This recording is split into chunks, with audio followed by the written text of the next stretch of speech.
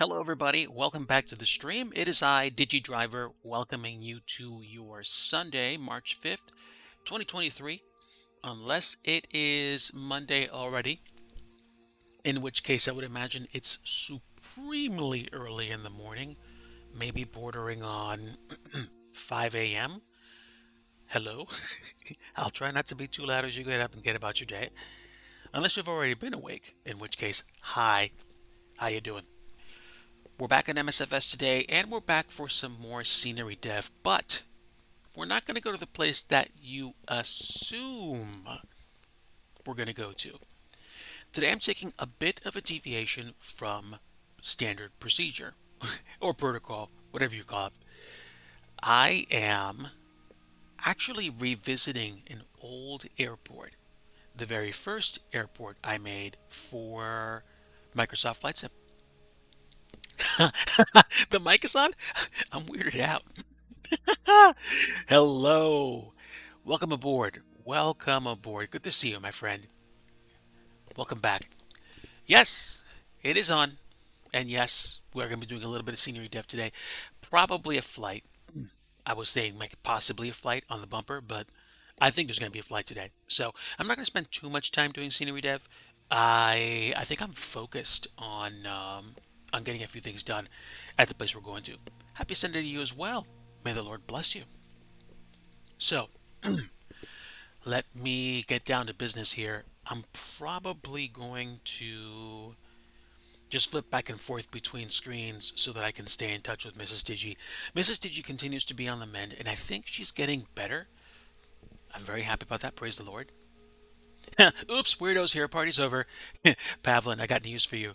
The weirdo was the one who kicked the chat, kicked off the stream. So you're in good company if that's the case. Welcome, my friend. But yeah, Mrs. Digi, I think, is beginning to improve. She's moving around a lot more, and I'm hopeful that come the end of this week, she will start to get around a bit faster and way more. But I mean, I think patience is the key. I sometimes don't have it, so we'll see what happens. We will see what happens. Let me go and fire up my auxiliary screen so I can take a look at my chat. And here we go. All right, folks, let's go into the sim. So, we're not going to Plymouth Municipal Airport. Thanks for the 20 bets, Pavlin. We're actually going to the very first airport I designed for the sim, Higginsville Industrial Municipal Airport. Some of you brave souls may have actually downloaded my version 1.0 of this scenery. I put in some default buildings, put a few parking spots in, learned the basics of how to get an airport made for the sim. However, the more I've done scenery development, the more I've learned, and the more I've learned, the more I've come to the conclusion that my first airports probably need some updates. So we're going to jump into here and you're going to see some of the things that I've done, unless you have already seen my progress or the picture I posted last night on my Discord. So let's go ahead and jump in and probably put the plane here. No, not there. There we go, ramp 5. Should be real time. I'll just use live time and live weather. And away we go.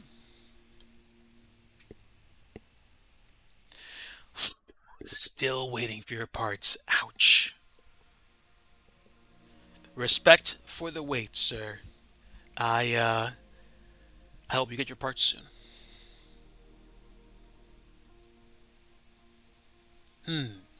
Seeing that 787 makes me want to do a haul either up to Alaska or way out somewhere. Maybe Europe.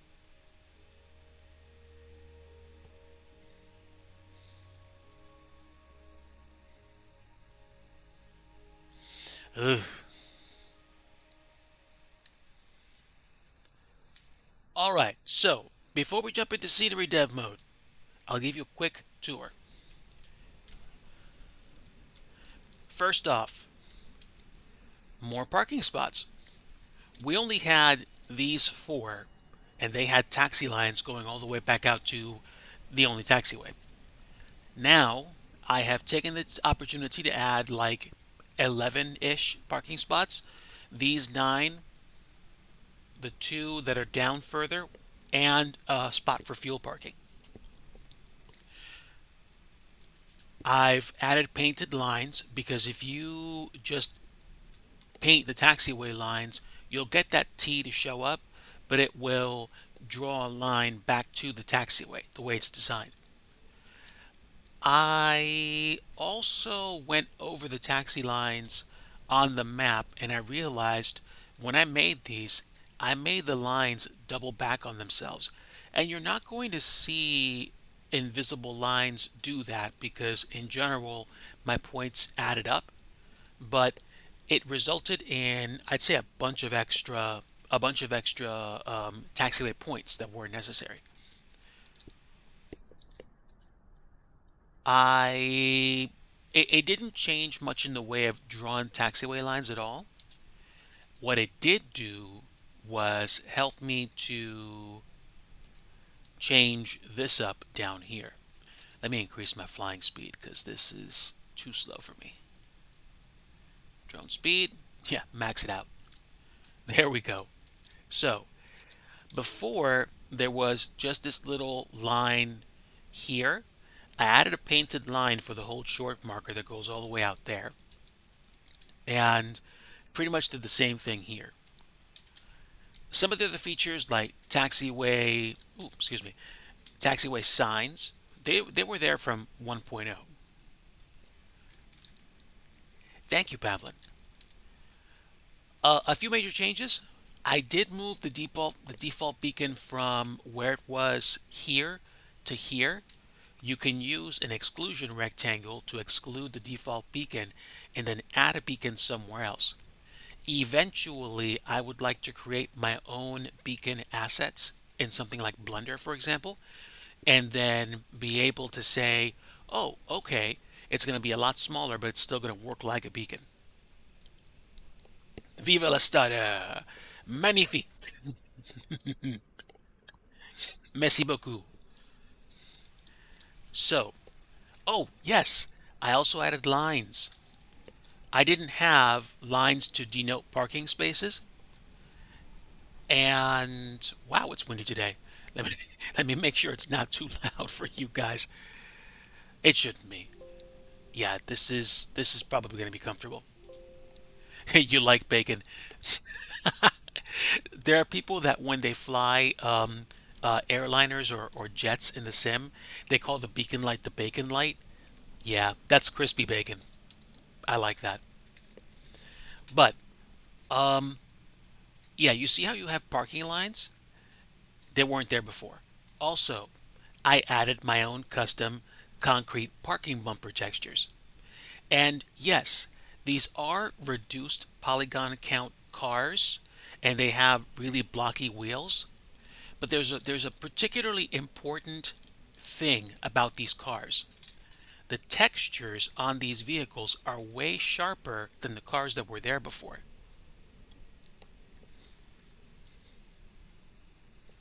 Yeah, man. I hope that you have an even better time with your sim when you get your parts. But take a look at this. These are what you consider traffic cars. Fewer polygons, more of these cars out in the sim. This is a fully modeled car.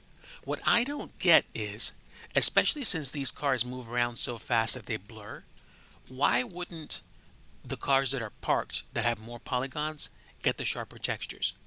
I'm not sure if there's a reason why, but it made enough of a difference for me to say I'm going to take the traffic cars and park them because their textures are sharper. Now, eventually, one day, I might get custom car models or make them myself so that I don't have cars that are as blocky. But one thing these cars do let me do is free up polygons and probably VRAM for additional stuff.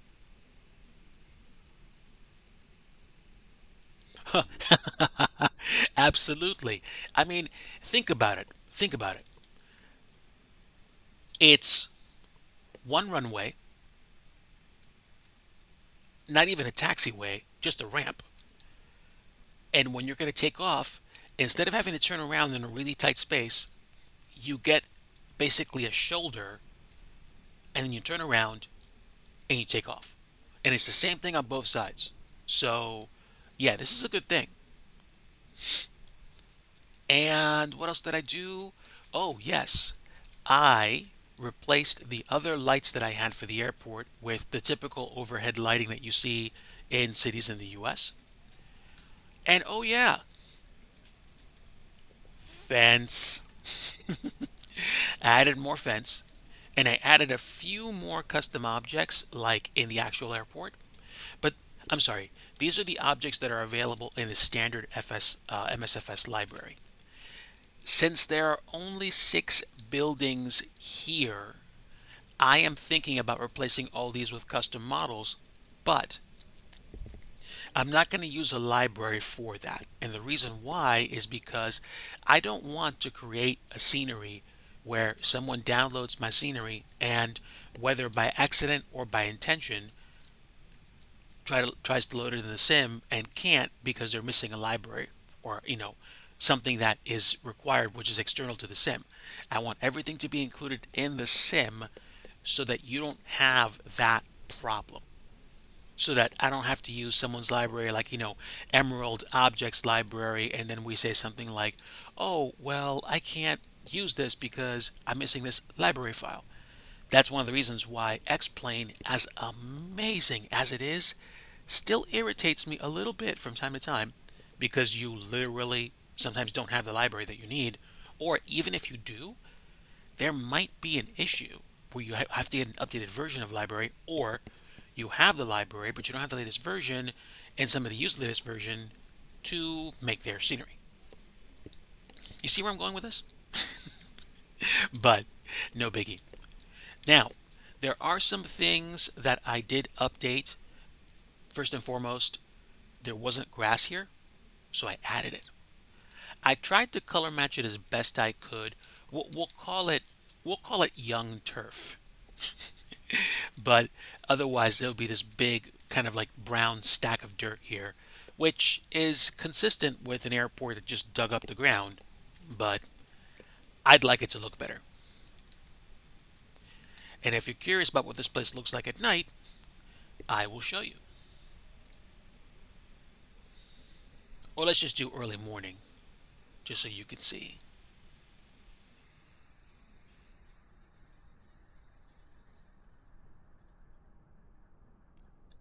That's pretty good. So, when I first got started, I tried to figure out how to make these things light up. These buildings do not have these lights.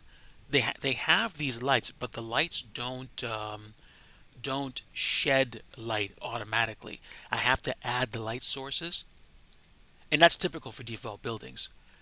With default light fixtures, however, they do shed light automatically, and you can add uh, just light sources and stack them onto buildings, so you can basically make those lights look like that's actually what they're putting out. If I got rid of those light sources, you just see the lamps lit, but they wouldn't be emitting light. Yeah, and I mean, to a certain extent, like, I almost feel like if I could actually buy a license for some of those custom objects, I'd probably use those objects in my scenery. And then it would just become a question of, okay, you know, buying custom Legos to use in my scenery files and then basically making them look good. But at the same time, I feel like when I create my own custom buildings and learn how to do things on my own, it benefits me going forward. It especially benefits me if I'm going to be doing this for a living, if you know what I mean. But there we go. Let's let's actually go back to live time, and I might I might do a GA flight in either the CJ4 or the Longitude once I'm done working on this airport, and do like $100 burger run to KRCM and back here. And you'll see the difference from these updates based on versus my other airport that I probably need to update. But that's it for now. Let me update KHIG by loading the scenery file.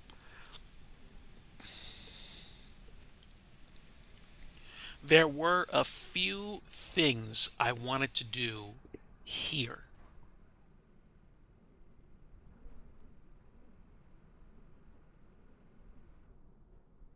Okay. By the way, folks, as always, let me know if the volume is too low or too loud. Want to make sure listening volumes are ideal for you so it is an enjoyable experience. So now that I've kind of taken the wrapper off the airport, you can see some of the internals. These are individual airport parking spots, and I've gone over this in detail in the past, but I'll review this with you again. These are start positions. To work in the sim, they have to be tied to a taxiway, and basically what you do is you select the start position, you also select a taxiway point, and then you right click on that group, and then you say create a path, which ties them into the taxiway, which then lets things like service trucks and airplanes park in these positions. You can make the radius of these positions bigger or smaller, and when you do, it changes the kinds of aircraft that pull in. Given, let me think, how big is this runway? It can't be longer than like 5,000 feet. I think it's probably like 4,000, 4,500, but it's not that big. You can land a Learjet here, but you're probably going to have to be a skilled pilot to do that because this is a somewhat short runway. You aren't going to be landing an Airbus here unless you have a genuine emergency because this runway is short enough to make a takeoff be a toga affair with at least flaps 3. And that depends on how much stuff you're carrying. So, I mean, that sounds like a challenge to me, Digi. So we we might do that for fun, and then and then we'll see just how out of proportion an airliner or even a regional jet would be at a place like this. That sounds like fun. We might actually do that later. But yeah, watch what happens when I change the radius from 7 to 8 meters. All of a sudden now we go from a small spot to a medium spot, which means, I guess, depending on the wingspan of the aircraft, you're going to have different aircraft show up. And I think what I might do is I might I might have some fun today and experiment with changing these two parking spots in the back to medium spots just to see what kind of AI aircraft would spawn in. 8 is medium, 9, 10 is medium, 11, 12. Where did we go from medium to large? 15, 16, 17. Okay, so 19. Blue Manor Battery, welcome on in. EN 225 is the best push plane. I mean, if you've got the horsepower, sure, but we don't have that much runway. Can you make it work with like 4,000 feet of runway? That sounds. Wow. That does sound challenging. I am curious though. I do want to see what happens if we get medium aircraft here and see whether or not we get if we if we get regional jets. Oh my word. Glad to have you here, comrade. An AN 225 at this airport. I'd like to see that. Maybe I'd even invite you to download KHIG from flightsim.to for yourself, just to try it. It's free. It is free. But what does that mean? That means no. See, my fear is if we get these circles to intersect, that we're only going to get one airplane. But you know what? I don't care. Let's make both of these 11 and save it, and then we're going to see when I build the airport, when I load back into the scenery, whether or not we actually have bigger airplanes show up. There should be. There should be. Okay, but regardless, this is KHIG. We are not that far away from the town of Higginsville, which is a small town in what you could safely call rural Missouri. And Missouri is close to Kansas, also close to Iowa, and I think it borders Arkansas. I could be wrong about that. My geography is rusty sometimes.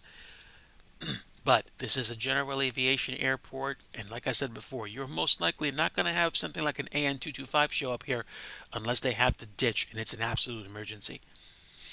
And then I'd wonder if you could actually use a road, a flat enough road to get that plane back up in the air because again, you you're either going to have to use a road or you're going to have to slap some JADOs onto that thing. MB944, hello, welcome aboard. Welcome back to the stream. We're taking a look at an old airport that I made, my first, and I'm looking at ways to improve it. We have done some of the work already. We've added a whole bunch of airport start positions. We have cleaned up the taxiway points. They're not doubling back on themselves anymore. We've added painted lines to go into the concrete areas. Although there is a problem here. This is a polygon. This is not an apron. This is an apron and this is a polygon. So I'm probably going to remake this because I need those yellow lines to go up to the building. A C-17 could do it. Just worry about that tree in the middle. Okay, you mean what tree? Because this goes out of the over the lake. Oh, you mean that tree? Okay, that's a good point actually. Let me take a look. From a satellite perspective, I don't think any trees should exist here. Let me move the tree line back. Yeah. I mean, not that I'm saying you should take off from here in a C-17, but let me see. The tree line ends here. Yeah, that's where it ends. So, what's this? Ooh, bonus. I will trim the tree line back because I might add a building there. Ooh, it did have the ditch once. Wow. We'll move this line to about here. And then we can take this point and slap it, probably slap it here. Keep the trees out of this general area. I might add a few more points or keep the tree line. Yeah, make the tree line behave. Let me see what happens when I subdivide the edge. It goes down. Good. Okay. So that's not a problem. I mean, it's good to be able to keep the tree line where it's supposed to be. And then we can put the tree line. Yeah, that's fine if it goes past the border a little bit. I'm okay with that. But now you've got more wingspan on this side, and I'll come back to the other side. They have to take off right away. There were some airliners that ditched in really small airfields in recent years. I forget how recent it was, but I think it was either a Delta or a Southwest, or both of them had that. But yeah, I can't imagine like a C-17 having a ditch in a GA airport. That would kind of be cool, but I think somebody would also be in trouble. So, well, this is cool. Trimming up the tree line.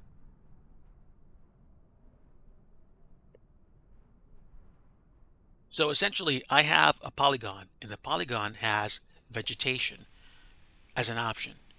You can choose to add vegetation all over the place, or you can choose to not add vegetation at all. I'm curious why the vegetation didn't pop up everywhere, but that's okay.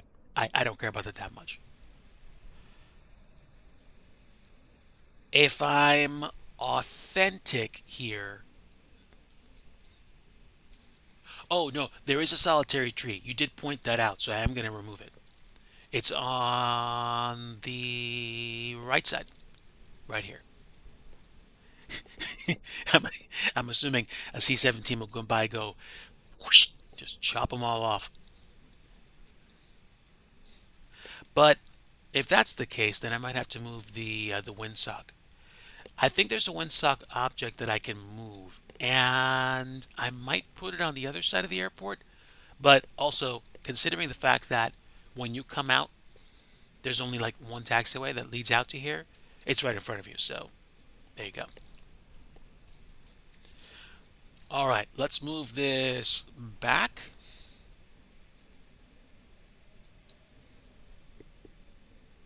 I will put the line there, actually. That's good. I can probably get rid of some extra points too. Let's see. Yeah, we don't need you. We don't need you. We don't need you. We don't need you. You, there we go.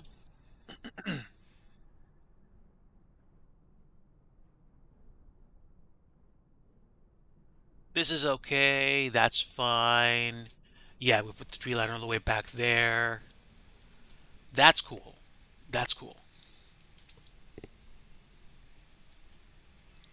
There are some trees close to the taxiway, but is what it is.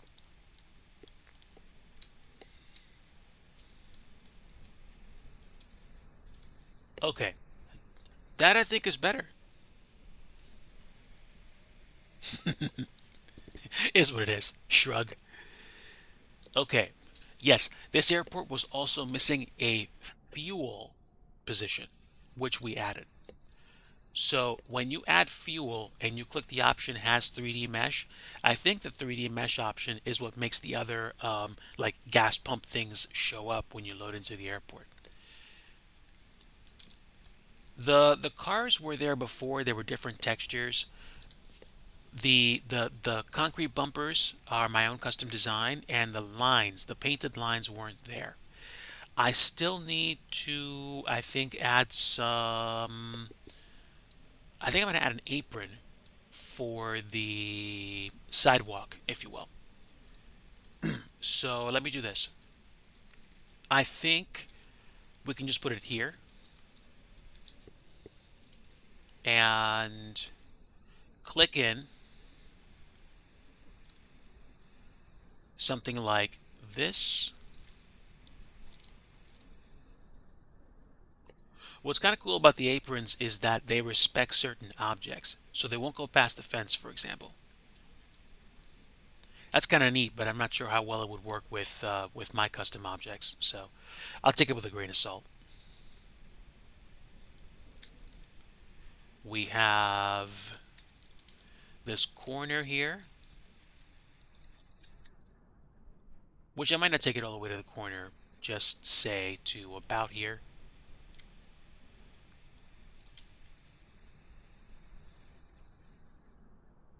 Then here, here, here, and then take it down to about this part.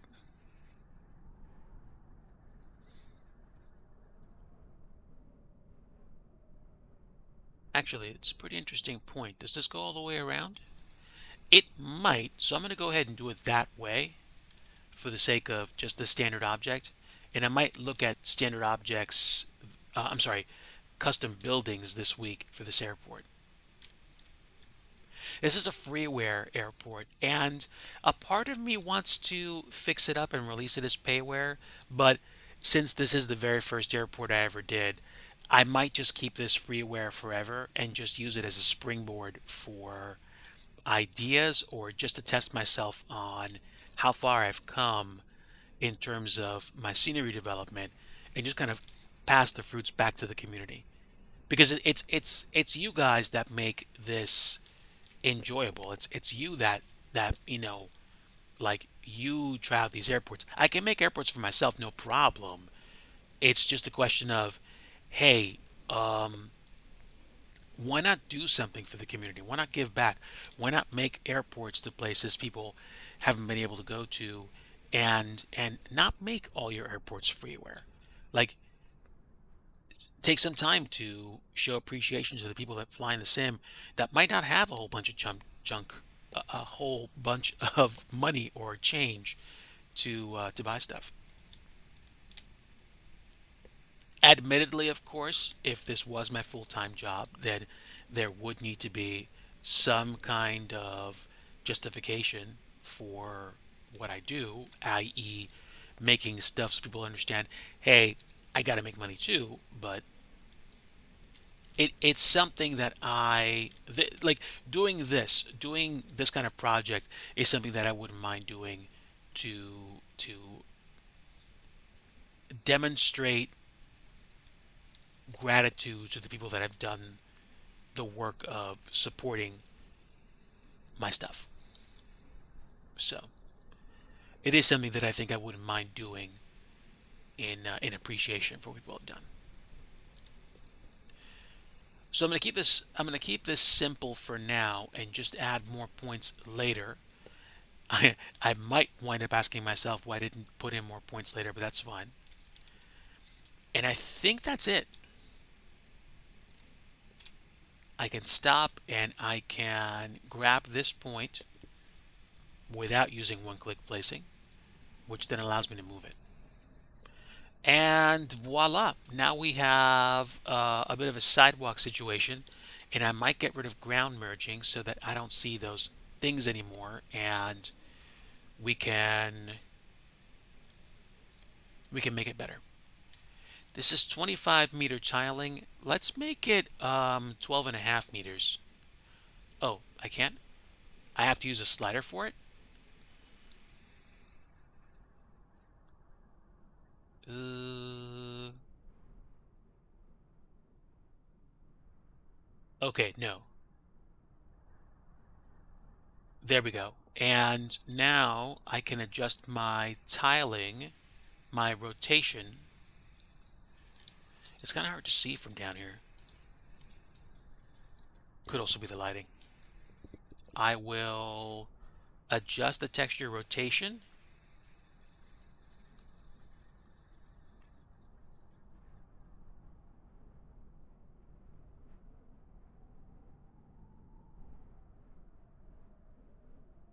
If you are wondering why you're not seeing anything, believe me, stuff is happening. It's just hard to see when the textures are a certain size. Okay, so 17 is good enough, and I think that's good. I think that's actually good. It's never going to be 100% perfect, but there you go. Now you have a little make-believe sidewalk here, which I might stretch out further. But again, these are default buildings. The dimensions and placement of certain textures are subject to change and probably will change as more objects come in. But there we go. Like, call this at least a 1.5 for now. And I might wind up uploading this to flightsim.to again. I'm not sure if you folks have been following the news. It kind of grabbed my attention as a scenery developer that there was a change to not I'm sorry, not a change, but something that somebody found in the terms of service that basically said creators weren't allowed to delete their content, which made me take a closer look at what was going on. And I saw that certain companies left. Aeroflyer, hello, welcome. Welcome to the stream. We're talking about my thoughts about the whole flightsim.to thing, which, if I understand correctly, was them saying, "Hey, you understand as a scenery creator, if you're going to upload content to our site, we have the right to refuse to allow you to take it down. Now, there were some people, some content creators that said, no, that's not how it works, and we're going to take our content and we're leaving, and you don't have the rights to it. So they did actually go as far as to allow people to decide whether or not they wanted to keep their content on flightsim.to, and I think the deadline's today. Am I going to remove this airport and the other two airports that I've uploaded to flightsim.to? At this point, probably not. I think they can stay there. Will I continue to upload things to flightsim.to? Maybe. I want to say I'm not like completely 100%, gung ho on board forever, but I might. I might. I probably will continue to do so. In their defense,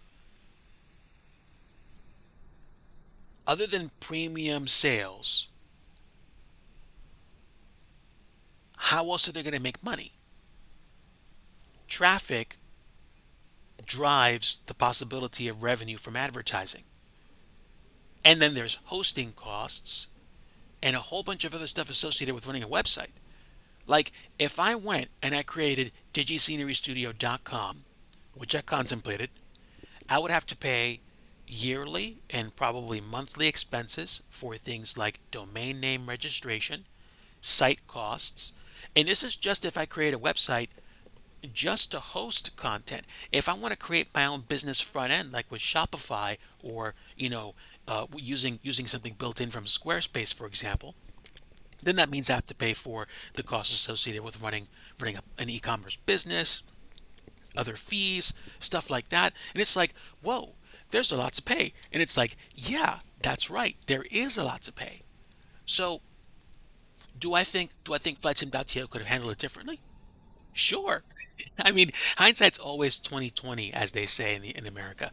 You can always go back to a situation and be like, yeah, like this could have been better, or we could have done this or that, or blah blah blah. But yeah, you could have always done something like that. The bottom line, of course, is now that they know, and now that they've actually demonstrated, at least in my mind, even the tiniest bit of decorum, our question is, are we going to take our ball and go home, or are we going to give them another chance? I have to admit, the first time I started reading through this, I started feeling like, whoa, whoa, they're taking away our rights to delete content? But then when I sat down and I thought more about the concept of what they're doing and the service they're providing, yeah, they could have gone about it in a better fashion, but at the same time, nah. Like, FlightSim.to is the AvSim of this flight sim generation. And it's run by human beings that are going to make poor choices. So, let me get back to you guys on the idea of uploading more content to FlightSim.to. But I have chosen not to remove my content from the site. And I'm probably going to go ahead and upload this version to them. But I will say this, FlightSim.to is probably not going to be the only place I'm going to upload content to, especially if I want to give people the chance to get their hands on a newer version of an airport faster than the usual wait time that it would take for them to verify my content and then allow it to be uploaded. Yeah, I mean, I'll agree with you on one point. When people think about flight sim content today, they do not think about AvSim. AvSim does still have content available for download, but I do not believe that people are going to go to AvSim with the intent of saying, hey, I want the latest MSFS add-ons. No, because FlightSim.to has gotten way out in front of everybody. And one reason why they're so successful right now is because they did it quickly. They did it early. They started in like August. When FS 2020 dropped, they got the website loaded. And I'm not sure if somebody just had incredibly smart business sense Or you just said, hey, let's just put a website up and put downloads on it, which promptly took off. Can't argue with you. AvSim as a whole has a different navigation system. FlightSim.to, I can go, search, download. Boom. Period. So I'll give you that. I will give you that, no question. The grass here kind of bothers me a little bit, but I'm not going to do too much to it. I'm going to adjust some of these points. And I'm actually glad that some of these are not perfectly symmetrical. I'm going to make the grass blend in just a teensy bit more.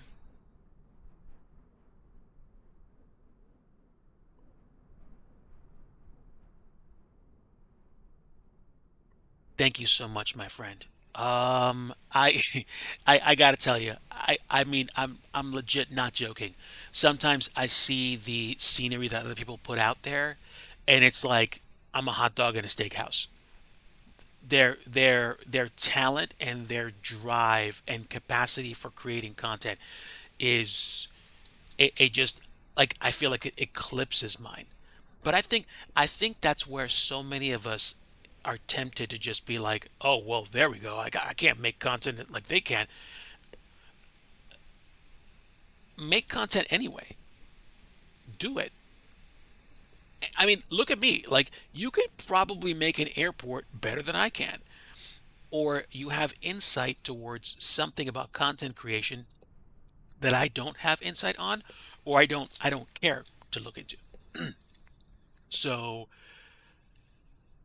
so many of us have the potential to do great things with our hobbies or our pastimes, but we kind of get inside our own heads and we're like, oh well, like I wish I could do this or I wish I could do that. Well, sure you do. Like, so go do it and stop saying that. I mean, I started with this place making all the mistakes that I made, and I have a payware scenery for download on Sim Market. I will say FlightSim.to was the first place I considered to upload the scenery to, my payware for W94 in Virginia, but they said no. And in my head, I'm like, thank you. And Sim Market said yes. So there we are. But yeah, yeah. Um, is it something that I wish was an option that all of us had from the start? Sure. But yeah, I'm just gonna let the whole thing with FlightSim.to blow over because essentially that's what it needs to do. Now, individual companies have the ability to do what they want with their content, so I would hope that it would be easier from that perspective. Let me think. This isn't going to be perfect because I'm still going to be dealing with coloration issues. So I'm going to adjust the color one more time and then we're going to move on from here. Yeah, it needs to be a bit brighter. And, oh, I know what to do. Let's do texture tiling.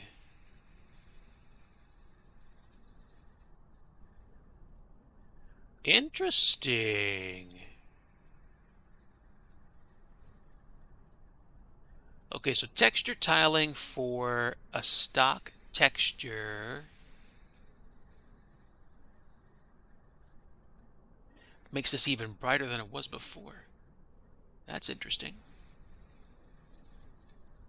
Yeah, that's good. I'm happy with that. TBNR Batman, hello. Welcome to the stream. Glad to have you. We are redoing one of the very first airports I ever made for MSFS. This is Higginsville Industrial Municipal Airport. We spent a little bit of time going over some of the changes that I made and changing a few things as well, getting rid of some trees and having a general space. And I think I think what I'm going to do is load up in a longitude and see if I can make a $200 run, a $200 burger run from here to Warrensburg. Yes, this is KHIG. This version of KHIG is not available yet because I have not uploaded it to flightsim.to. But when it uploads, it will be available there. That means if you're following this scenery on flightsim.to or if you're following me, hopefully you'll get a notification that a new version has updated. Didn't have it for 3 months.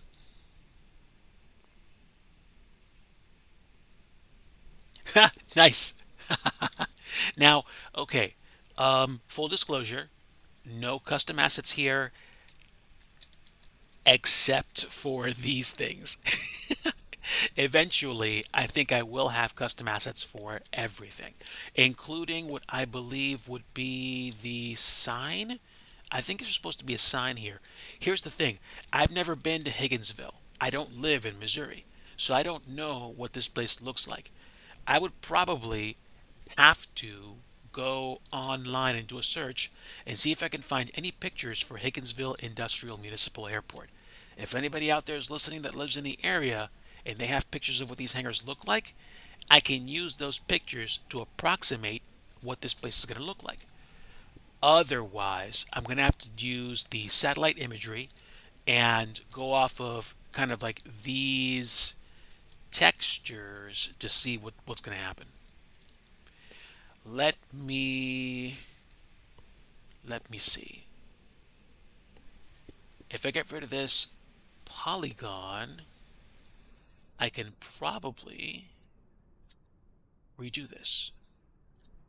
Okay. All right. Good. Good. Here's the thing. I don't think I made enough painted lines for all the parking spaces. I got the parking spaces covered here, but not here. And this isn't indicative of what the actual building looks like. I don't know what the actual building looks like, but here's what I'm gonna do. I'm gonna take this painted line and I'm gonna copy it. Ooh, save my work. Good point. Nice. Folks, if you don't know this, I do have commands in my chat that do things like what TBNR just said, which is a reminder to save my work. You can also choose other commands like change what you're working on for 5,000 points. And if there are any, you know, ballers in here that want to drop 50,000 points on enough working go fly, then there's one redeem per stream. And then once you put that down, we go flying. Okay, so let's change what we're working on. I'm going to go ahead and undo that delete and I will get to it this week. We'll save our work and then we're going to go to a different airport. All right, I'm going to leave it up to chat.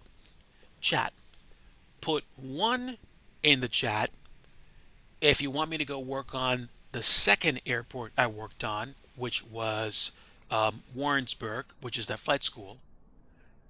Two, if you want me to go work on the airport in Edmonton, which was Charlie Zulu Victor Lima, which is Edmonton Villeneuve. I might have butchered the pronunciation, so sorry. Or three, if you want to take a look at the latest changes that I've made to Plymouth Municipal Airport in Massachusetts. So, one for Warrensburg, which is KRCM, two for Edmonton, which is CZVL, and three for Plymouth, which is KPYM. I'll wait like about 30 seconds to a minute and then make my choice. And if nobody votes, then we'll go to Plymouth and we might like add some more fence.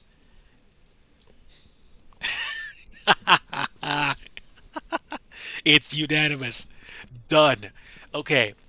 So, thank you for letting me talk to you guys through some of the things I've done lately with this airport. We're going to exit this airport And as long as my sim is in fairly stout condition, we're going to jump straight into Plymouth.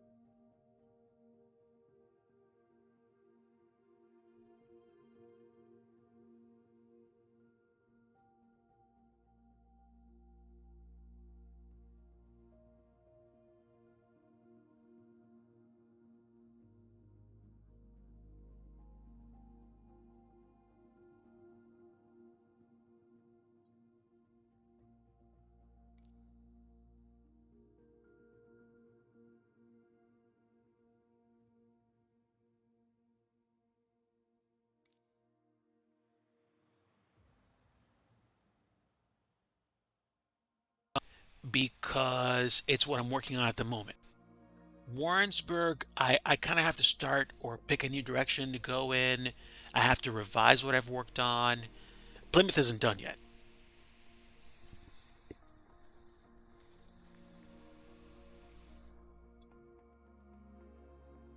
And I'm not sure if I still have you all in chat. I know we're still transmitting. I know my bitrate's still good, but I'm thinking the stream is slow right now.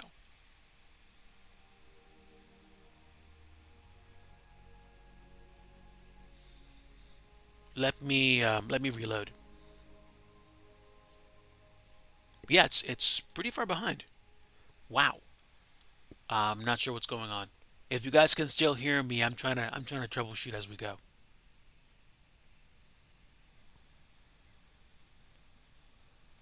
So we're gonna reload Plymouth, and I might cycle the stream if you guys aren't seeing or hearing me.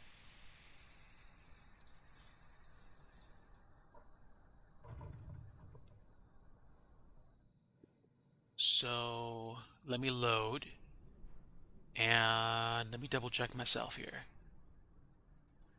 Could also be a memory issue. Oh, and I'm also showing that stuff there. But no, no, I still have you, or still have what looks like you in chat. So, oh wow. Um, it looks like my bitrate just fell through the floor. What's going on? I've got notifications. 91% of skip frames of the past 2 minutes. That sucks. Okay, yeah. Yeah. Um why is my transmission rate so slow? Oofa.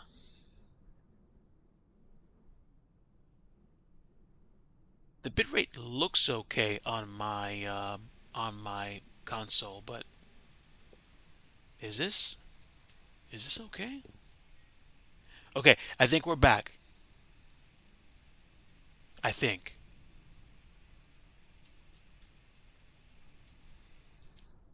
I'm just trying to see how long it takes for me to show movement. I've moved my camera back and forth a few times. I might reset the stream just to see if it gets better.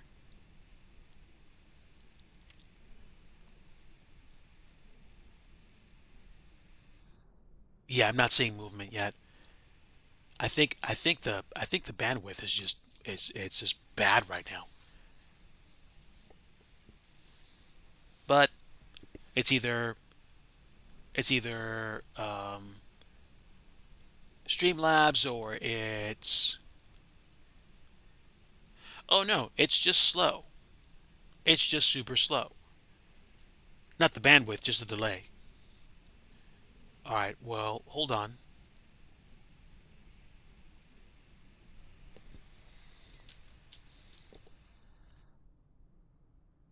I just refreshed my screen.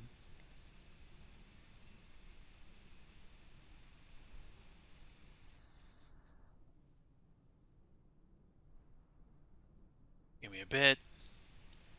Just want to see what movement looks like.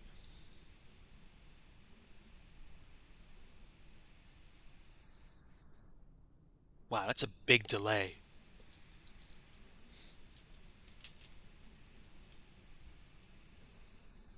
Okay, okay. Thank you for letting me know. I guess we'll just roll with that for now and we'll see what happens. But yeah. Okay, so this is KPYM. I'm planning to release this as soon as, between quotes, it's done. It is a much bigger general aviation airport, way, way south of Boston. And if you look way out into the bay, like way, way, way out that way, eventually you'll see, there it is, you'll see Cape Cod. So we're not that far away from it. And this airport services quite a bunch of aircraft. We've got a couple of flight schools, including what looks like a humongous flight school here. I might get rid of these default buildings to see what kind of buildings are here. I'm assuming a couple of really big hangars and an extremely huge hangar, but I don't know what that looks like. I just know these are the default buildings that they've put in here. I have redone the taxiways. I haven't painted them, but I have redone the runway and added some custom texturing to it by using default assets. We've also extended this taxiway to meet this runway here because the default taxiway only goes to here, but this taxiway actually exists or existed. It's just that this didn't, so we added this piece. As you can tell, I've clearly added a extensive number of aircraft start positions, and we've added some custom objects.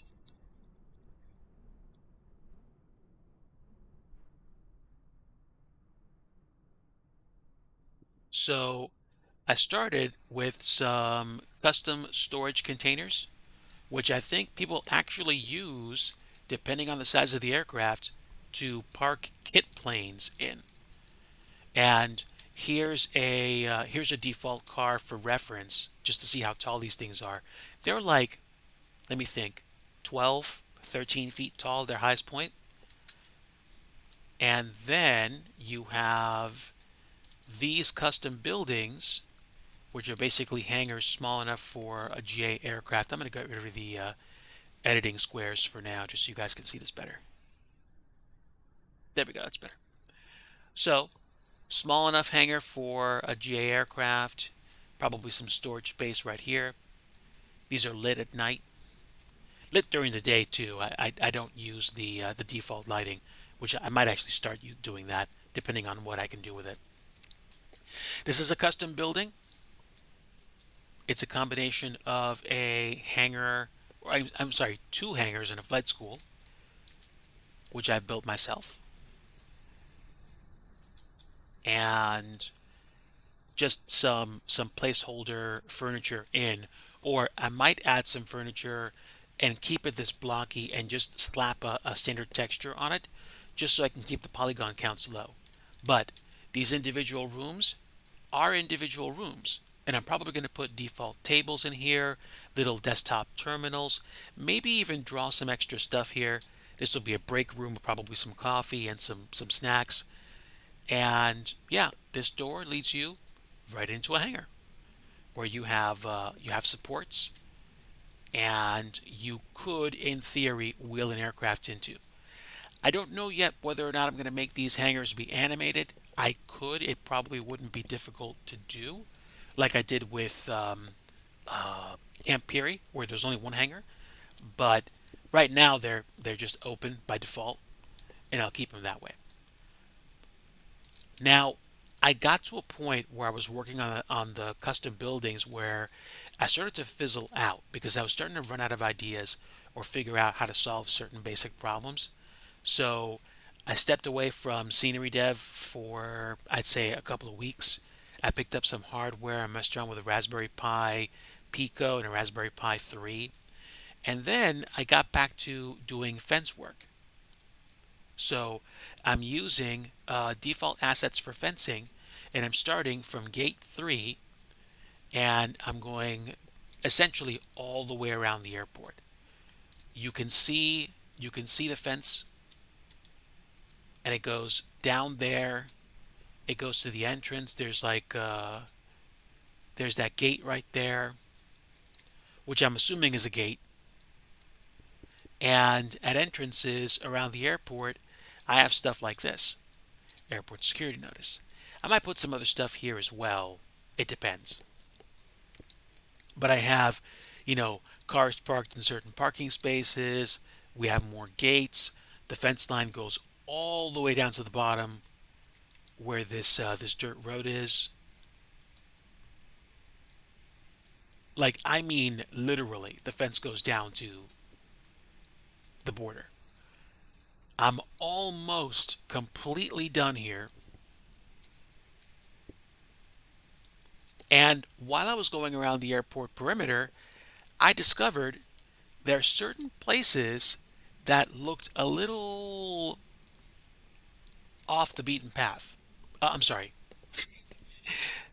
they looked a little inconsistent. So, where you see these borders, I actually added water features and added some extra foliage to make things look more natural, because these tiny little ponds and lakes didn't exist before. And when you exit on runway 15, where there were just pictures of solar panels, I added them. So now you have solar panels when you take off on runway 15 and look to your right. There's also some more solar panels down here, which I added. Um, I don't know if I'm going to change the ground texturing or not, but at the same time, it's kind of cool that you have a ground texture, so you can take a peek from like 10,000 feet and see that there are solar panels there without not seeing them. But there's also the opportunity for me to put a fence down. I probably won't, but I might, just to make it more consistent. And yeah, that's what I've been doing this past week.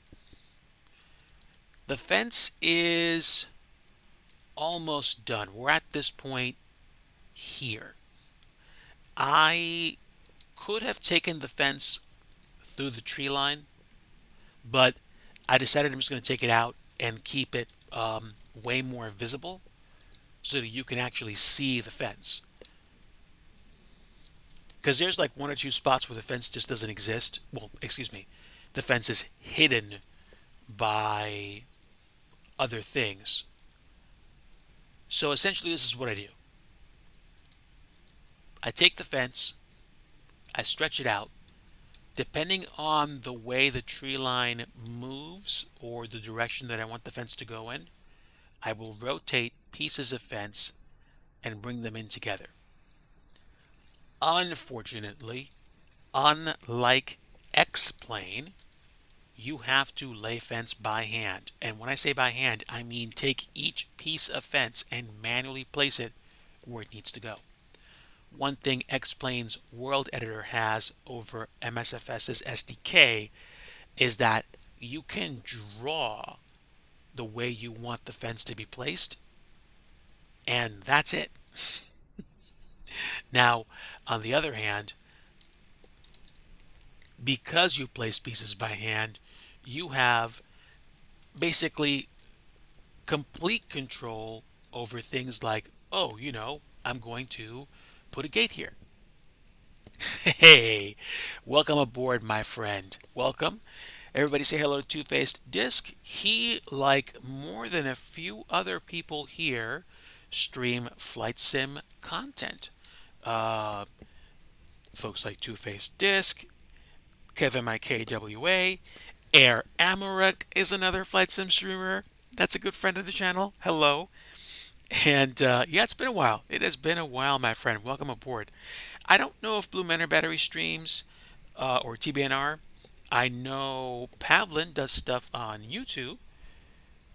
And who else was here earlier? Uh, MB944, I don't know if they stream or not, but all the same, I am privileged to have you all aboard today. And I think we are going to be going flying in about 15, 20 minutes. So we're going to do a flight, and then I'm probably going to wrap up early in the afternoon because I'm going to be doing some things later this evening. So let me actually do some work. How about that? But yeah, I've been having some fun with putting fence down and actually getting back into the scenery development groove. Welcome back, TBNR. We are wrapping KPYM in a network of fence and gates, and we are getting closer and closer to having the entire airport surrounded. And then what I'm probably going to start doing is putting down some apron textures for the taxiways and decide what those taxiways are going to look like. Eventually, we're going to put some custom buildings down for the other flight school, the likes of which I've never been in. I mean, possible road trip to Massachusetts? That would be cool if that was my full-time job. But unfortunately, at the moment, it's not. Would I like it to be? To be a full-time scenery dev creator?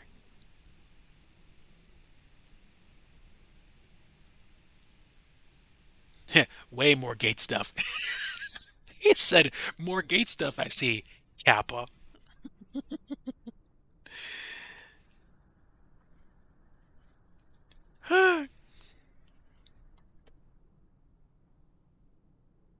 Hermanos cleanup. Okay. A substrate for them to chime in on operations. What that your chat sounds curious, Blue Man. What are you doing exactly? The 737 Classic and Mewtwo for X-Plane 11 are coming to 12. That's great. Aeroflyer, are you talking about the IXEG? Because if you're talking about the IXEG, I might have to buy that at some point. That's also, in my head, one of the classiest 737s I've ever seen in any sim, period. Because that would be dope. That would be supremely dope.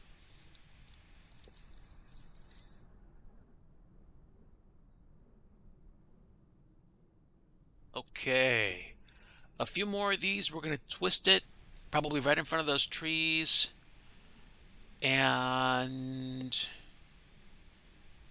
actually, you know what? No. No. We're going to tie it into this building for now and then just wrap it and then bring it out to the street, I think. I think. I think. No, I think that's good. I think we're almost there. One more line of fence posts here. Use the fine tune tool.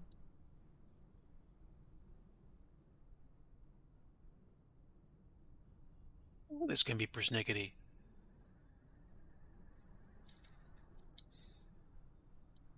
Yeah, good enough. Okay, duplicate it, and then we're going to turn it towards the building right there.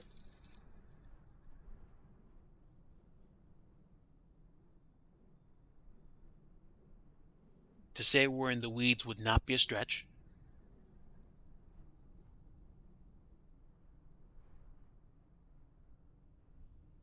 And yes, this is exactly what I'm doing.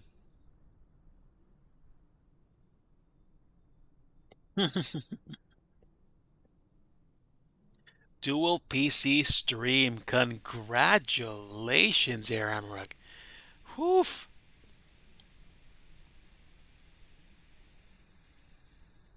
Okay, okay. Made a scenery for the farm. We made IRL from charity and on air added it to their economy. Wow. That's interesting.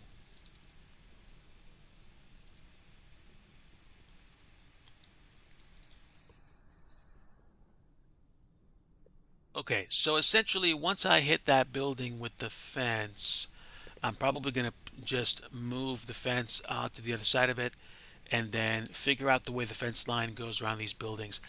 IRL, it probably wraps around the building, but I'm not that concerned about realism there. Although I might eat my words later and redo them during the week when I'm doing my office hours at night.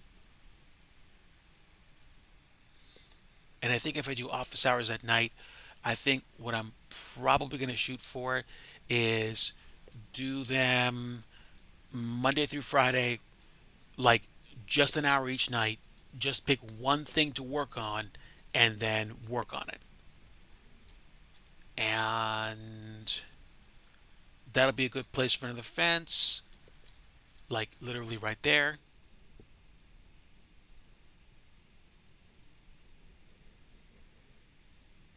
The scenery is still beta. Okay. Ah, okay. Um, so the South America mesh is a download. I'm assuming it's an Orbex download. Okay. I mean, I knew it was a download for P3D. I do have land class scenery for South America, and I believe that was a free download that they had. I'm assuming it's a similar situation for MSFS, unless, of course, it is a paid download. Cool.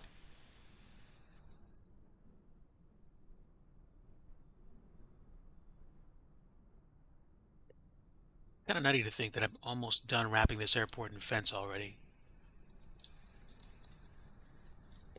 Of course, I will need to remove or reposition fence if I'm going to replace many more buildings with custom buildings. Folks, what's your take on buying airport scenery? When you buy an airport, does the airport have to have every single building made into a custom asset, or are you okay with seeing default things like default fence or the occasional default building?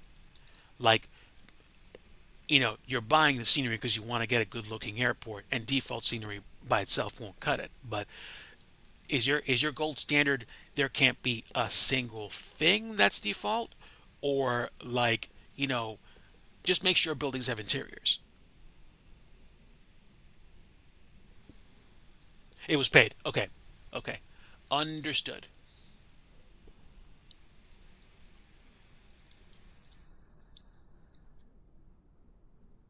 I'll just slap that in there. Beautiful.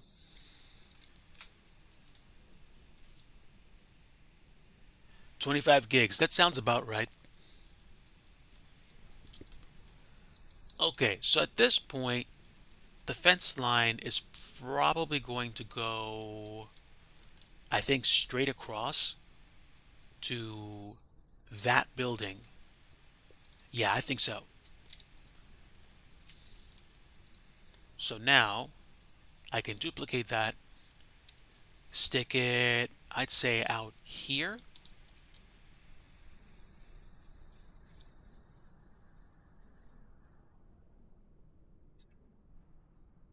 And twist it a little bit.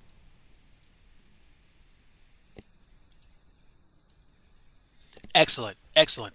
Air Emmerich, thank you for your answer. That does give me an idea of the kind of work required. Good, good. I'm glad you answered that. How the end result looks. Okay, Okay, because clearly, we're adults here. You're not going to buy a scenery if all it is default assets rearranged so it looks like a better version of the default airport. When you put down 10, 15 bucks on a scenery, you want to see a bunch of default buildings. You want to see stuff that looks like like you've been there or you could be there IRL. I get that.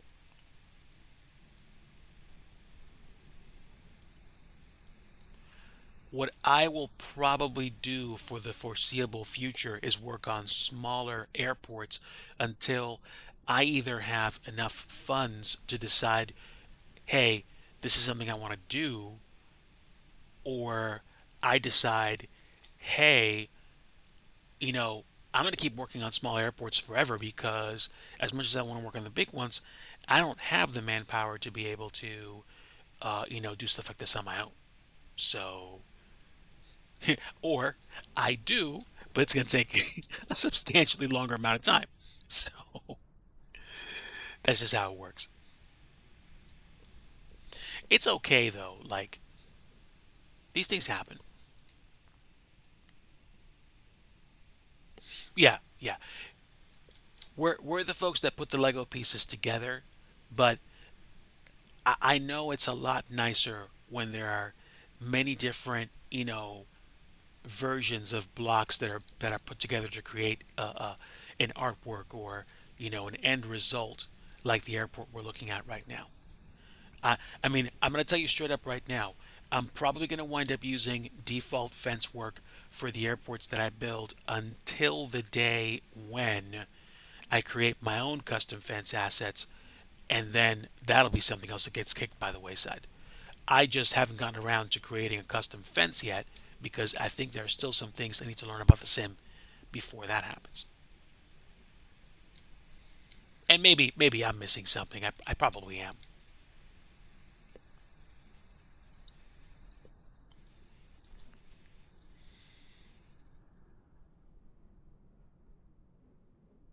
Yes, yes, and that's a valid point.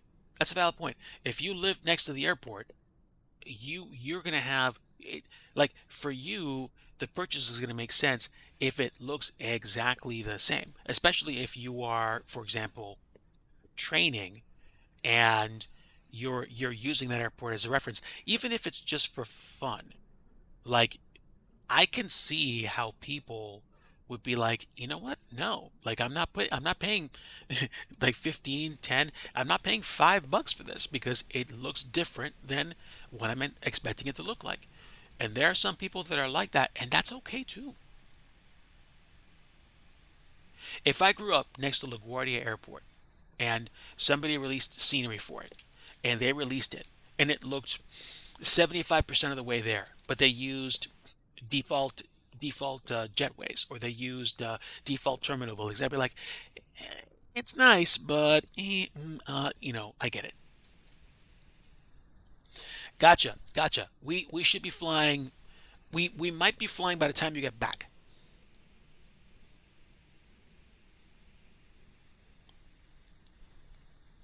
Ooh, we were talking about that earlier, Blue Manor Battery. I am not into the idea of shared libraries personally because I want to have all my library stuff available immediately. Like I want it in one airport so that people can actually just buy the airport, install it, and be done. Do I disagree with the idea of having shared libraries?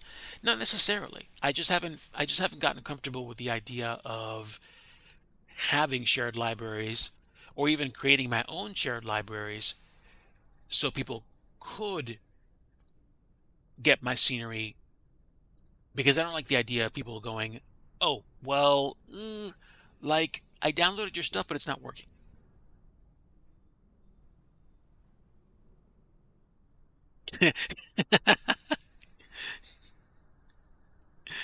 We didn't have all those special parts. We had to use our imaginations. And one of the things that makes me think and smile about Legos is with Legos, if you have enough of them, like on the order of several hundred to several thousand pieces, you can get very granular.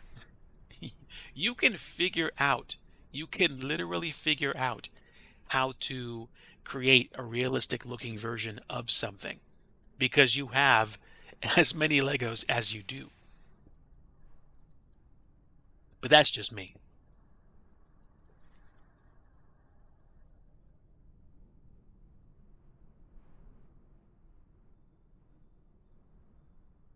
Okay, let me.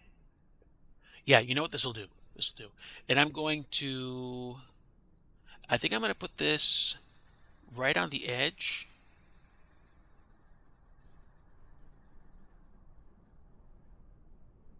Where's that line? That line's here, actually. I think it's actually crooked a bit. Stand by.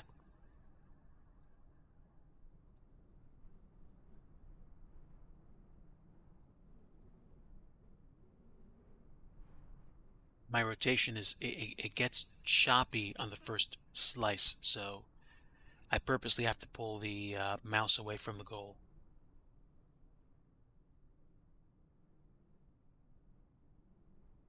That'll do.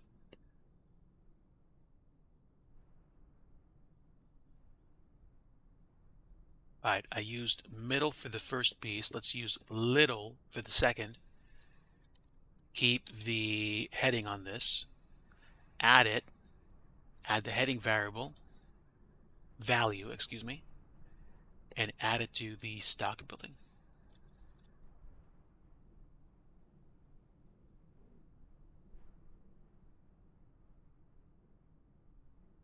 Okay, this is what I'm moving around.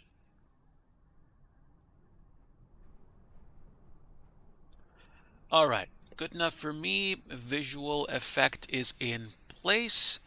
And let me think. Considering I spent a good chunk of time at Higginsville and then I added a little bit of fence to this airport and it's past 3, I think I'm going to go ahead and call it on updates for Plymouth for right now. I will probably do a little bit more work on this later.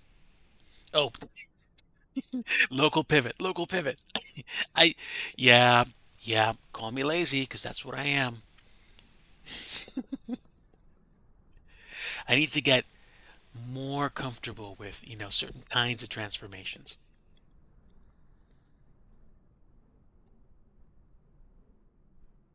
Oh my word. Building an airport out of Legos. That would be, it would be interesting. I will admit, I have caught myself looking through TikTok and occasionally seeing people's model airports, like the kind of die-cast airplanes or even bigger airplanes, and they've built their own airports for them. That's just a little nuts, but it's so like I'm so impressed by that.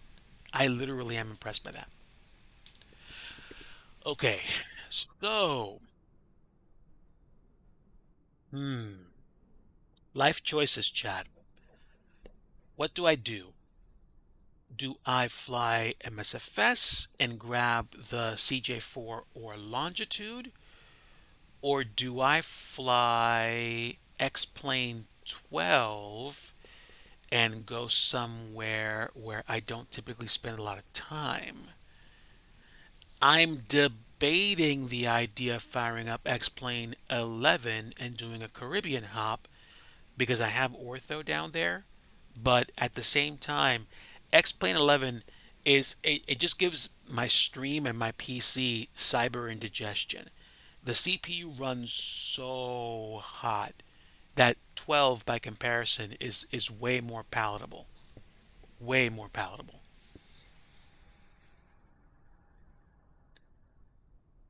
The fencing might be easier, Kappa. Oh, yeah, it is. X-Plane 12 fencing is easier. But actually, hold on.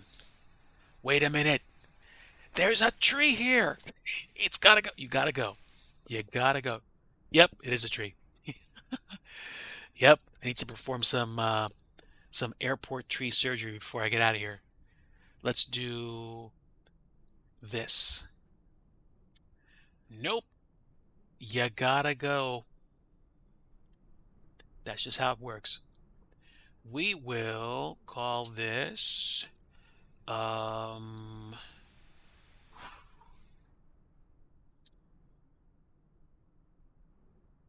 northeast tree exclusion poly. Go into vegetation and shoop. Bye.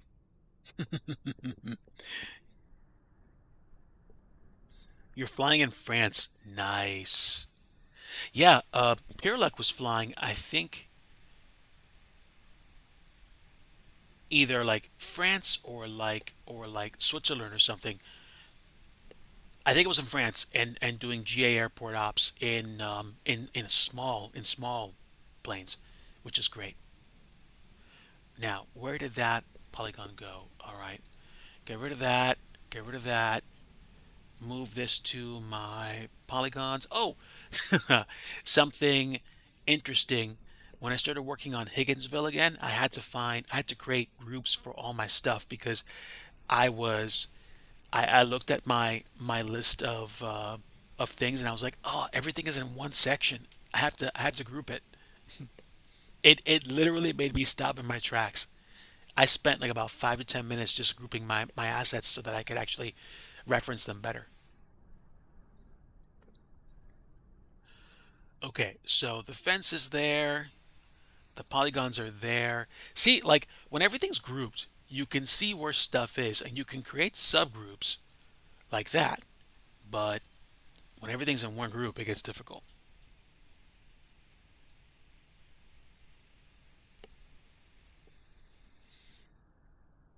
You're trying to figure out how I'm getting more frames in 12 than 11. Honestly, I kind of am too. I think it's two things, at least two things. One, X-Plane 12 is written to take advantage of my current processor way more than 11 was.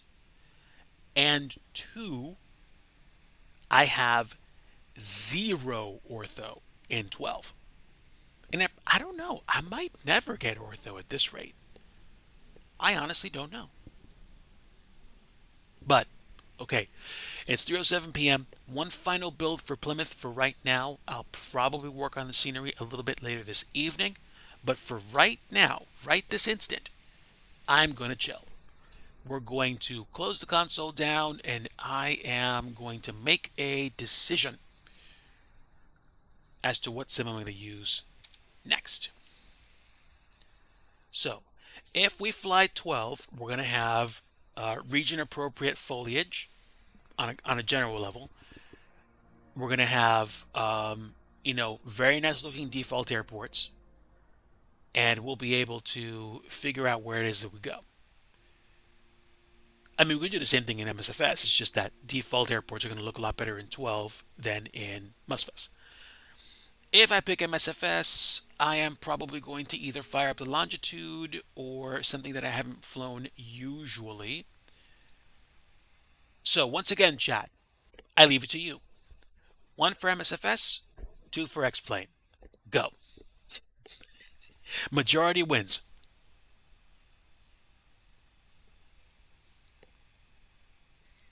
And why is my microphone?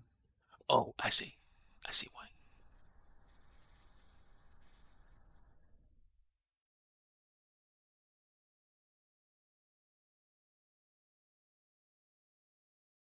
If I do MSFS, it's probably going to be it might be the longitude, or it's probably going to be something small-ish. Or I might fire up the default AT20 just for fun. So to do that, I'm going to need my joystick, of course, and throttle. So, with 12, let me think. I wonder what the default scenery looks like in 12 in Europe. I have not tried flying in Portugal or Spain, but I don't think I want to go to either of those places if I'm going to fly 12. I might go to I might go to.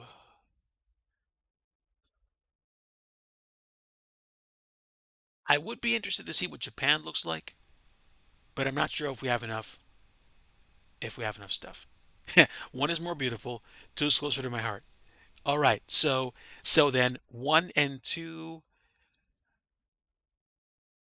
Well, by inference, Air Amarik is saying MSFS, and we have two votes for MSFS and one vote for X Plane. So, unless anybody contributes a vote, I think we're going to be doing MSFS this afternoon. And it's most likely going to be a BizJet flight unless I take one look at the new avionics for longitude and say, wait, this is too complicated, I'm out. Oh, and by the way, I am unashamedly lazy. It's interesting because scenery development kind of changed my outlook on flying in the sim. I still like flying in the sim, but I almost always do it on dev mode because I'm too lazy to turn it off and I don't care.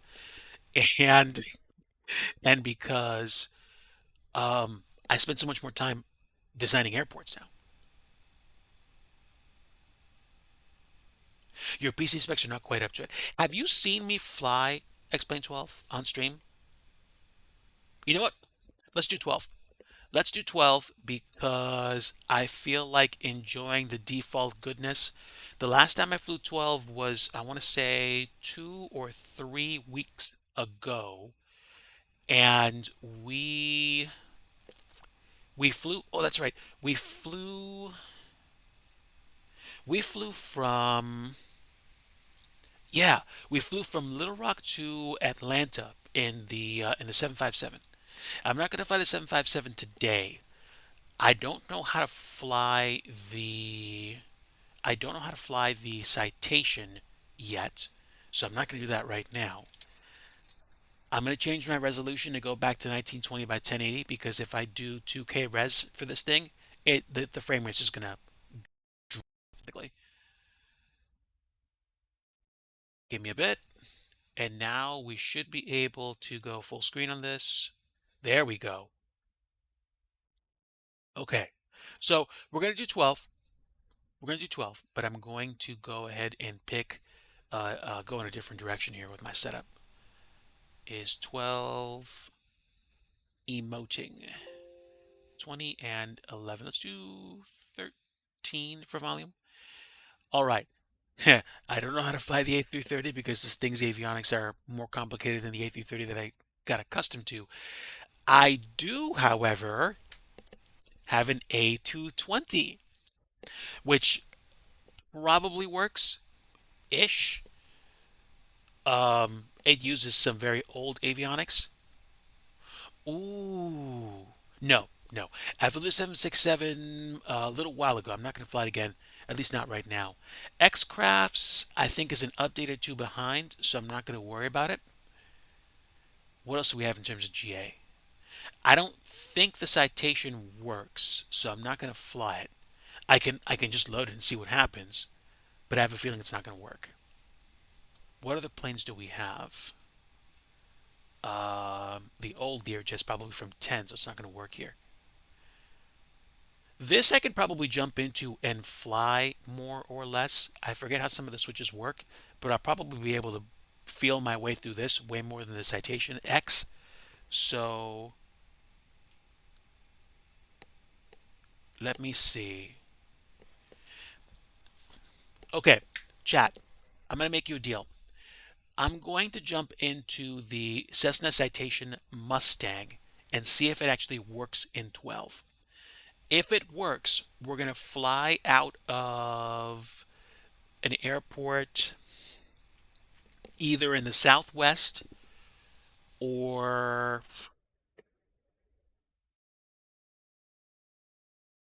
Canada? No, no. Either Southwest US or we're going to go to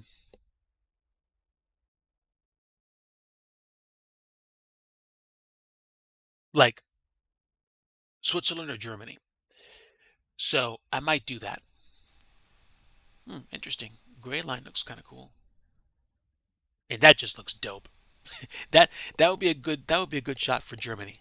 So why don't we do that since I'm not going to be on VATSIM? Let me see if I can find an interesting airport to fly out of.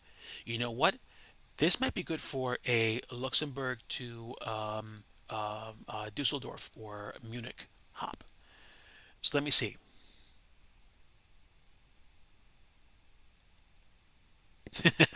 Nice. Okay, okay. So I use VATSpy to help me find airports to fly out of. ELLX is Luxembourg. And as it turns out, EDFH is Hahn Airport, which I believe is in Germany. EDDR is Saarbrücken. Let's include all the other airports that are in the area. EDRD, EDRT, that's too close. Mm, Mannheim. Ah, there we go. That's what I was thinking about. Frankfurt. Frankfurt and Hahn. Frankfurt doesn't seem that far away. To go from Luxembourg to Frankfurt, that's probably going to be like an hour, maybe 45 minutes. Hopefully no more than an hour. But I need it to be less than an hour. Ooh, somebody coming through with a raid. Creepy Kirk, hello friend. Welcome aboard. Thank you so much for stopping in, folks. Really appreciate having you aboard. We are in the planning phase of a European flight in X-Plane 12 today in all its default goodness. I think we'll be able to pull off a flight from Luxembourg to Frankfurt. But number one, the flight's got to be fast. And number two, realism is probably going to go out the window. So let's go to ELLX to start. Pick a position. We're not going to track real world time. We're going to scale back. And do we have GA ramps? We have lots of ramps. I'm guessing these are gates here. But I'm going to go ahead and out here because I'm a VIP, because I'm special. And we'll keep real weather download, but we are going to scale back time to about 1 p.m. EDFH would be shorter. Yes, you're right. Let me see. That's even closer than Frankfurt. That's like 20, 30 minutes. That'll work.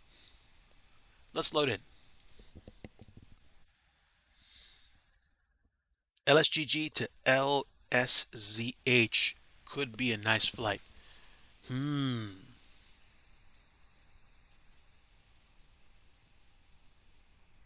LSZH. That's Zurich, right? I'm assuming that's Zurich. Oh yeah, yeah, yeah. Yeah. And where is LSGG? Is that Geneva?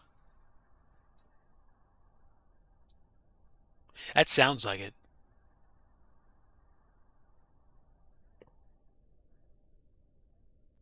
Yeah, yeah. Geneva to Zurich. There we go. Might have to earmark that for future. But thanks for letting me know.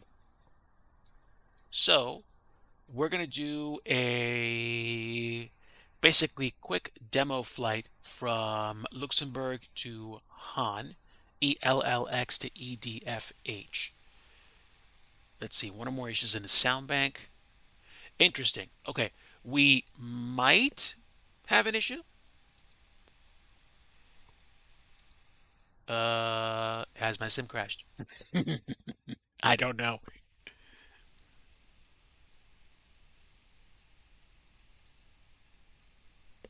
I know that I know that there are people flying into Han right now. I also know my sim is frozen. So we will see if this works. If it doesn't work, if it doesn't work, I will jump into MSFS.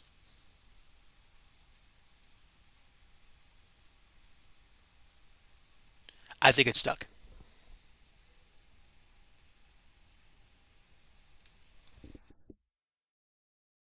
Let me see. All right, task manager, what's up? Ooh, burn. It is not responding. Yeah. Okay. So the Mustang's probably not compatible with 12 right now. Might not be compatible with 12 at all. Okay, good. I'm out. For those reasons, I'm out. Let's go back into MSFS.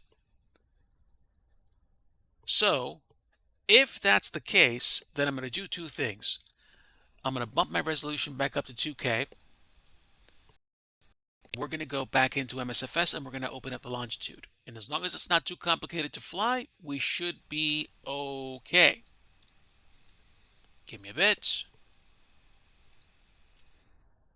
I did actually. I did. It literally I checked the task manager and it said it wasn't responding. It might wind up being an issue with the aircraft itself. I was hoping to try the citation for a quick flight. Now I have way more planes available in 11 because 11 is still installed, and I also have European ortho. So I might actually check 11 out this week and see what I can still do with the sim. I just know I usually don't stream with 11 anymore because it puts such a strain on my system that I'm literally beginning to be like, Is this healthy?" So, but that's my fault. Someone starts CPR. A little Shark Tank. Yep. For those reasons, I'm out.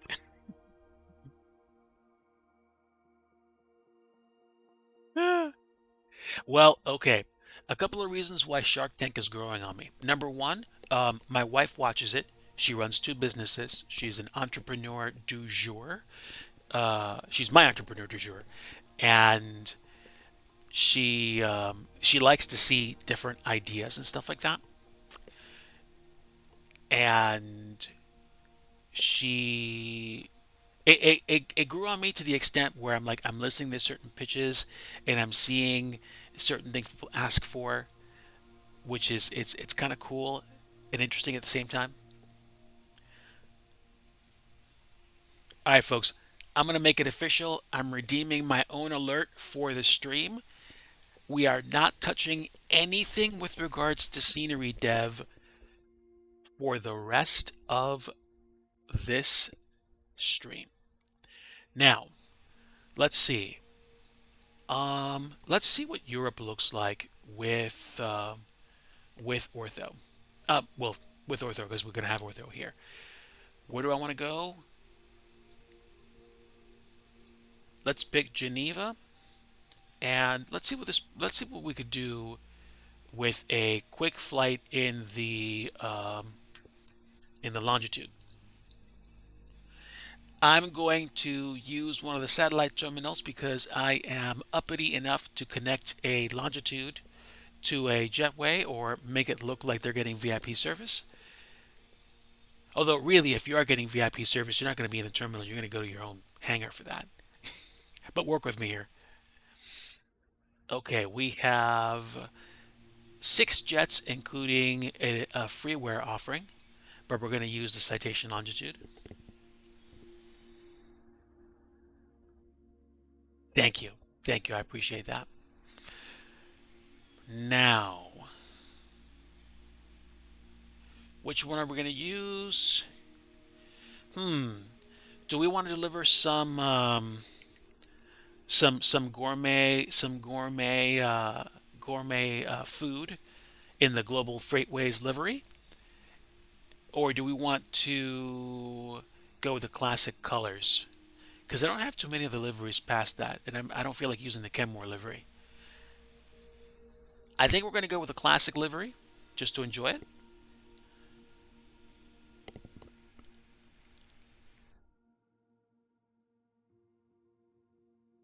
A huge mistake on my part. Well, okay. Grammatical faux pas aside, she is the most successful entrepreneur in my little circle. So, so yes, she is somebody that I think in some ways still inspires me. So let's go ahead and take this. We're going to go ahead and call this a rose by any other name, in which case we're going to go, let's see, in honor of the other plane I used to fly in P3D, we're going to go with Charlie. Oh, it didn't want to? Oh, it's because of the dash. Charlie Foxtrot, Papa Mike Alpha. And just a jet. Weight and balance. I think 65% fuel should be more than enough for that flight. We're going to be taking 3 passengers. Wait, make that 4. Pilot and co-pilot, we're still well within our limits. And what do we have for cargo? Baggage? Let's see. Everybody's baggage is probably going to be 800 pounds. Some Swiss chocolates. Better make it 900. We're taking a lot of them.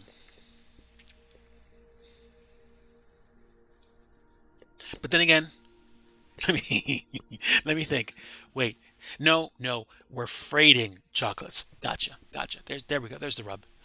All right, so we've got the fuel, we've got the loadout, and we should have plenty of fuel for this flight. Oh, well, I haven't chosen my arrival airport. Duh. Where is Zurich? Zurich is here. Did you whipping out the fake accent again, I see? And where are we? Is that a cargo ramp? No.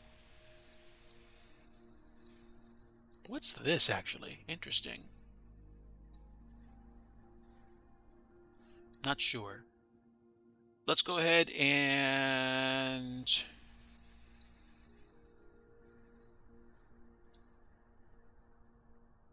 interesting, the buildings aren't showing up.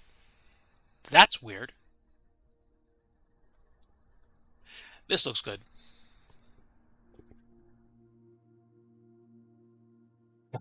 And we're gonna eat some of them on the way. Ah, thank you for the lesson. Entrepreneur extraordinaire. There we go. Okay, so we've got our departure, we've got our arrival, and yes, I have no shame. I'm using the world map for my flight planning. Judge away, judge harshly. I don't care. All right, we're leaving out of gate 43. The winds are out of the west-southwest, which means we're going to be taking a westerly departure on the 2-2. And that does not work. Beluga 6. No, no. A little bit too far out yet. There we go. That's better. Leaving in that direction will be a great thing. And the winds are out of the northwest here at Zurich. So we're going to pick an ILS. Ooh, interesting. I'll probably be chopping this flight plan up, but whatever. That's good. Now, we will not use live time, and we will use an afternoon time.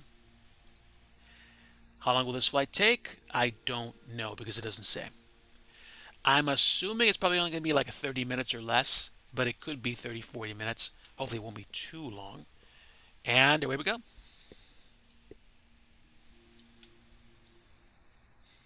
Thank you again for stopping by, folks. Really appreciate having you here and sharing my time with you. We are going to be taking off from Geneva, going to Zurich as our final little thing of the day before I move on to some Sunday afternoon things at home. Does anybody know where that castle is? Because it looks beautiful. Screenshot. Save that. Glad I took a picture of it.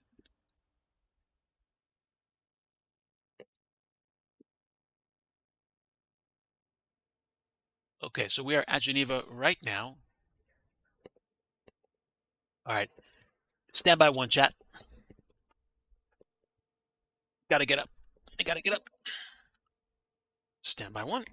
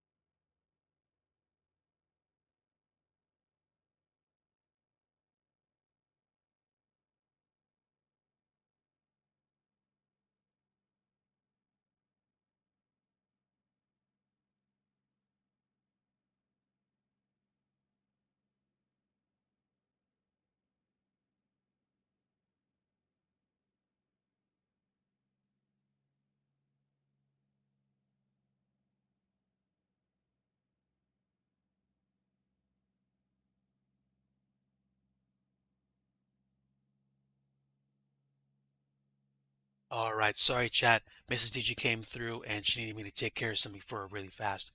I am back and we are at Geneva. So I'm probably going to be getting up a little bit more before everything's said and done.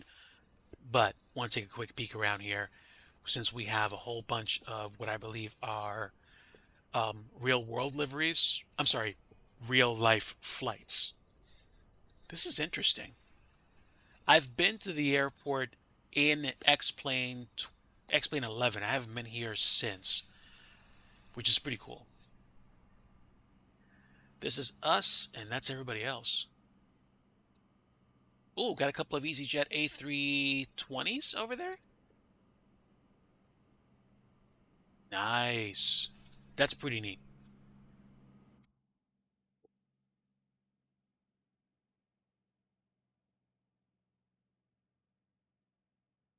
Portugal is always a good choice.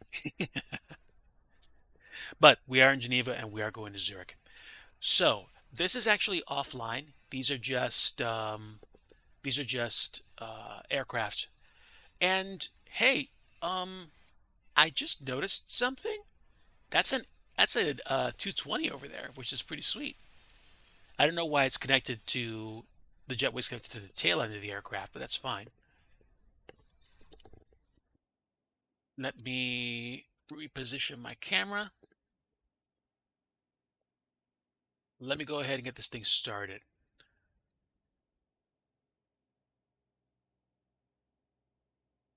Man, I haven't been in this aircraft in a long time.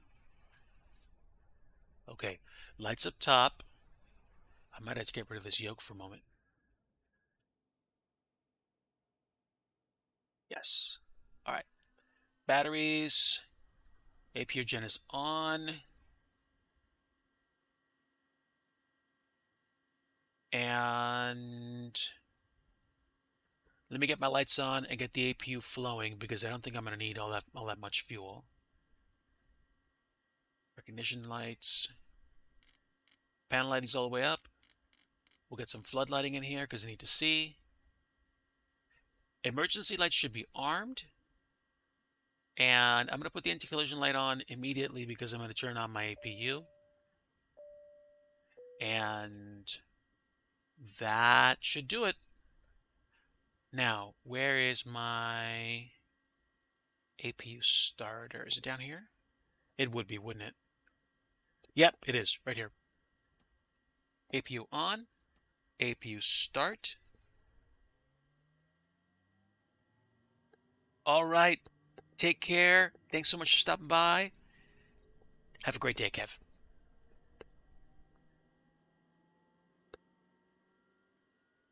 All right, pressure mode is normal. Cabin dump is normal. Flow. I don't think you have to turn off packs. I don't think packs are an option here, are they? We have bleeds.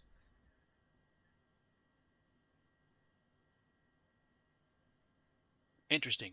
Pump switches, trims, that's fine. All right, let's take a look at this and get ourselves going. Yeah, I'm offline. I'm not on VATSIM, just in case anybody knows. And where's my audio and radios? Nav source localizer, bugs.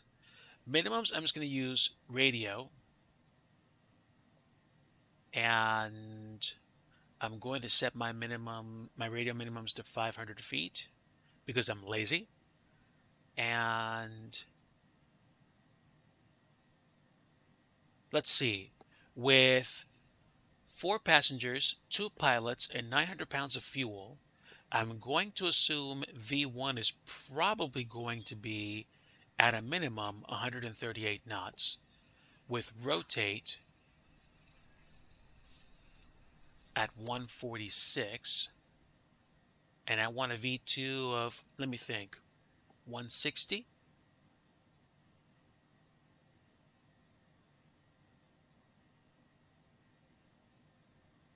I think so.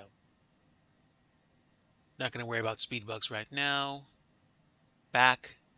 Yeah, I didn't see a transponder there. And there's a transponder. I should have just looked here. As soon as you start the engines, the packs will automatically stop. Flight level 140? If it's only 30 minutes, that sounds good. All right.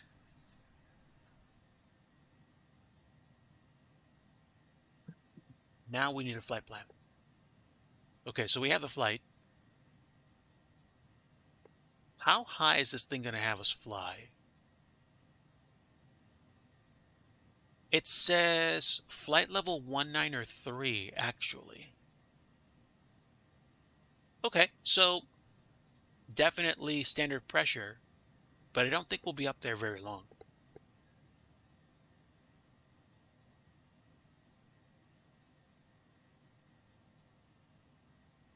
Hey, Koala, hello. Welcome aboard. We are flying in Microsoft Flight Sim, and we're flying from Geneva to Zurich.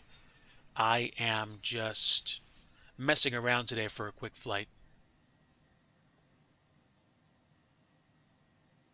It's kind of like hazy, but it's not raining. At least doesn't seem like it is.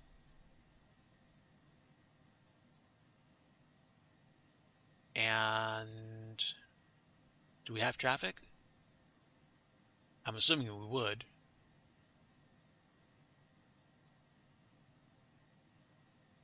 Let's see, altitude relative. Show me absolute altitude. Motion vector. Oh, there's my transponder mode. Cool. I'm going to leave that on actually. But I can't have my traffic setting on all the time? That's weird. I'll leave that there. And yeah, we'll leave that there. Here's my flight plan. Let's set the altitude.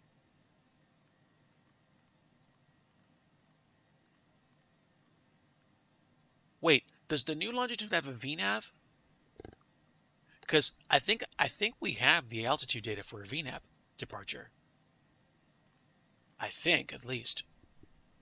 And this is based on the FMC, so I'm gonna let it handle itself.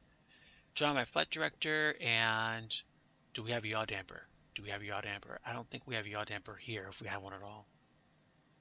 I think we're okay. Hit the B button. Do we have the ability to switch between units? If we could switch between units, that would be fantastic.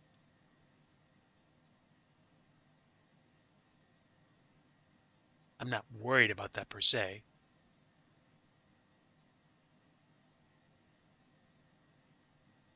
Isn't it down here?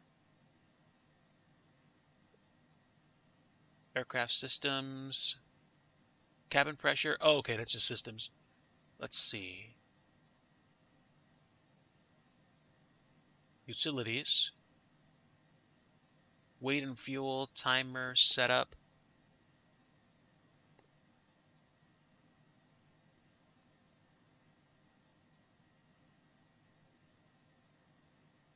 It might be on the left side. It might literally be on the left side. Hold on.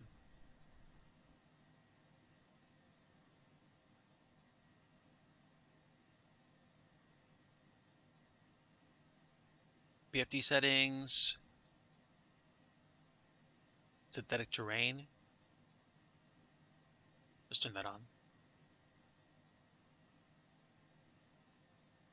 Give me option 2 for winds. Glad I'm looking at that.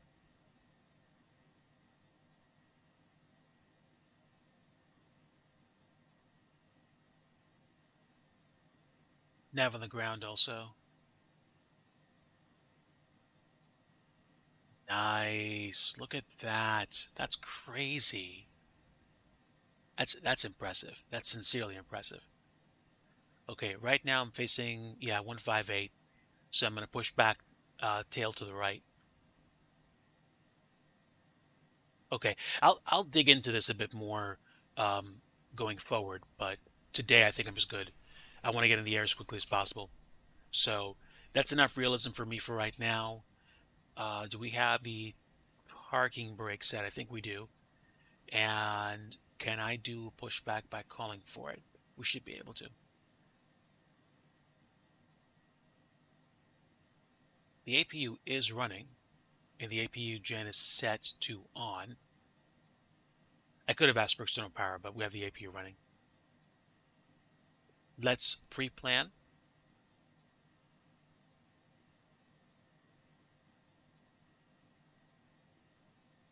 Units in PFD on the left side of the cabin.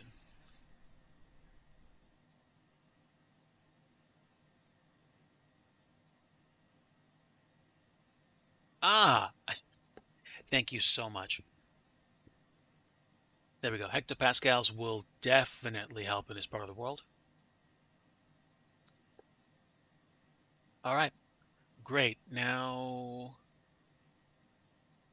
okay, great, great. Now I can see.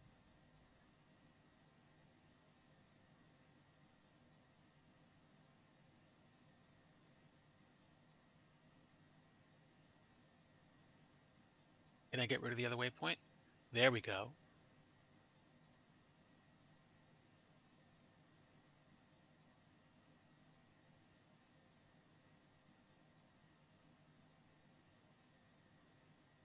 There we go. All right, let's get out of here. Oh, we can, can't we?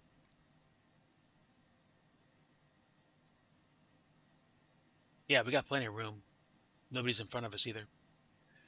Okay, so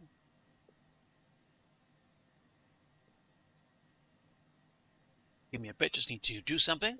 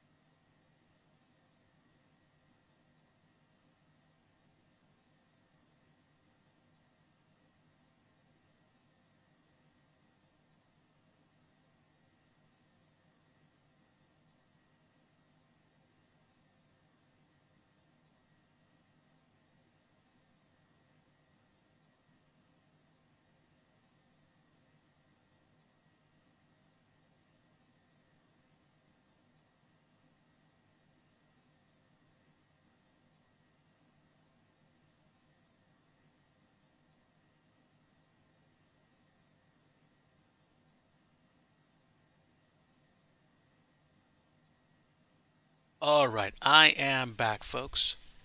We should be able to taxi out of here, which is going to save me time on the flight. And that should do us for today.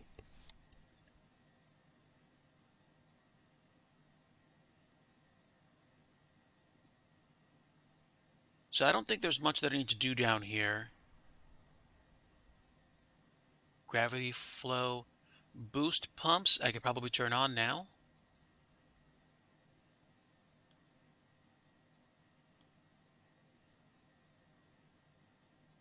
Start the right engine.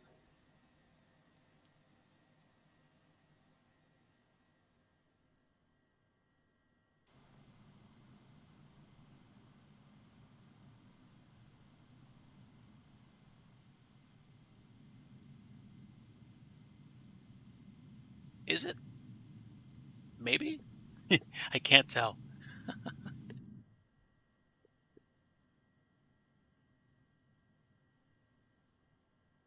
Boost pumps are on.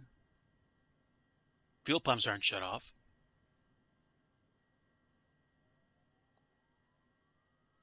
There we go. I had to hit the button. Oh, yeah. I hear it now.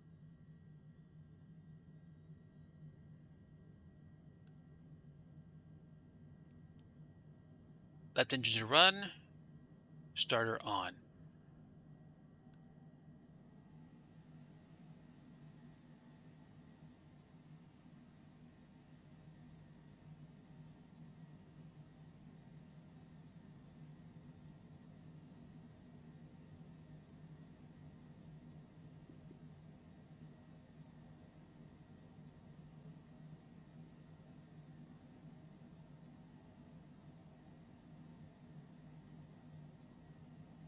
All right. Both engines are on. We can probably turn the APU off at this point.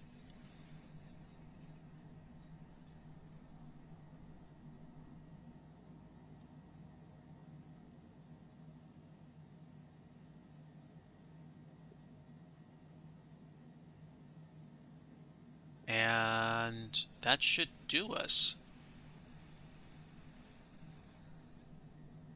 Where's the yoke? Where is the yoke?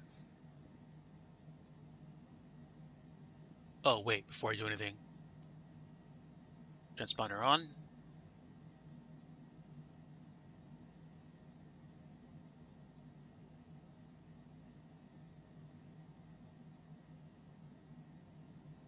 And yoke's back.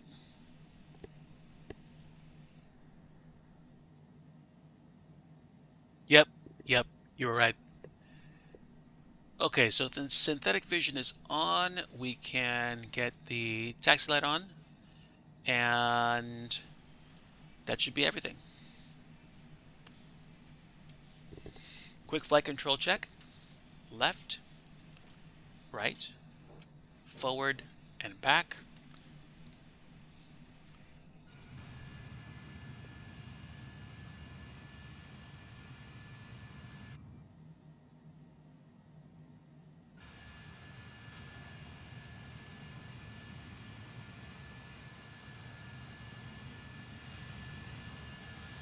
Ooh, what? Whoa! Final approach checklist complete. Hey, Dr. 737, 2 years.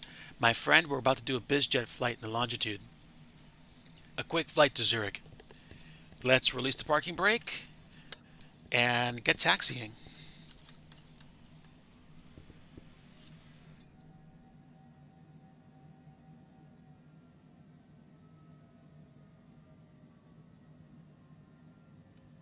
I feel like I'm squished in my seat here.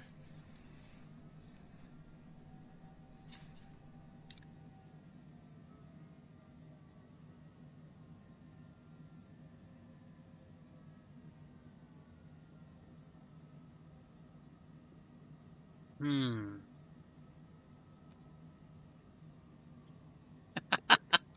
Okay, it's rush hour, and unfortunately, I might not have enough time for this flight, but we'll enjoy as much as we can today. I'll back up. Yeah, unfortunately, I didn't plan my time nicely for this afternoon. And I think I spent a little bit too much time doing scenery dev or talking about scenery dev things earlier in the stream, but depending on what I'm doing later this evening, I might have an extremely chill late night stream um, where I try again to fly this plane out of Geneva to Zurich. It depends because I might be in scenery dev mode at that point, but I want to be fair to Mrs. Digi. I don't want to have her do a whole bunch of stuff by herself, especially as she's recovering. There's some stuff that I have to take care of this afternoon, so I might not be able to finish this flight. But as long as we can get going, we should at least be able to see Geneva from the air, and and then get to Zurich eventually. Chat GPT in the stream, that would actually be quite interesting to me. Very interesting to me, actually. I think as a means of providing information to people in chat, that sounds like a great idea. Okay, let's get some flappage. Flaps one should be fine with a runway like this.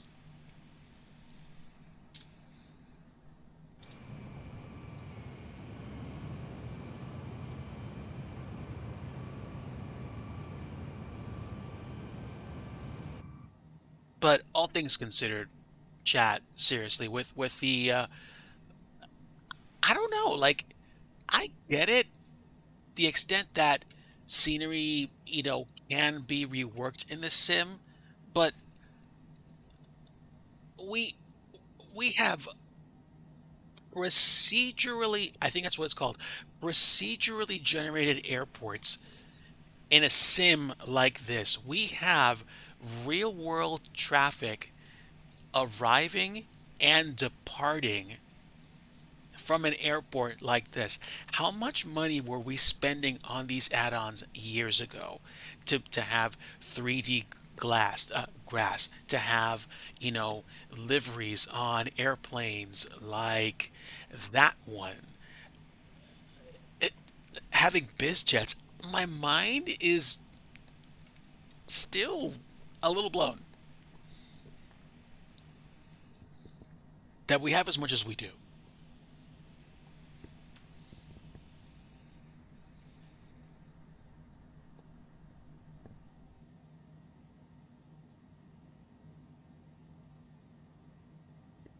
All right, they're slowing down way more. Better get on my brakes.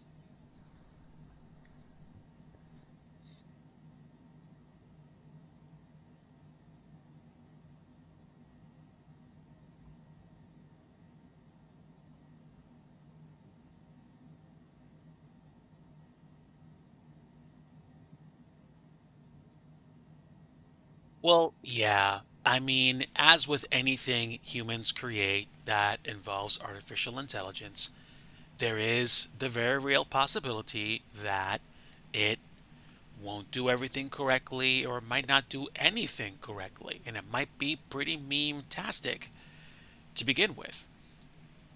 Oop, somebody's coming in. Are they going to slam it? And down. Putting those shocks to work, baby. I think it's also called lack of reporting, data reporting.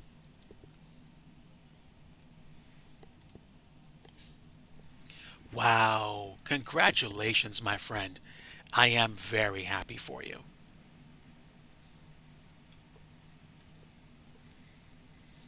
All right. Look at that 757 about to get going.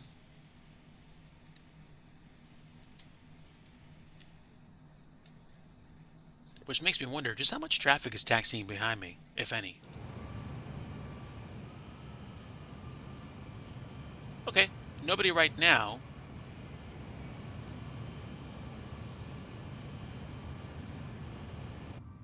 We do have flaps set for departure. Yeah, I apologize, folks. I really did not map out my time correctly, and I don't want to make the same mistake that I've made the past few weekends where I have to like finish my stream really fast.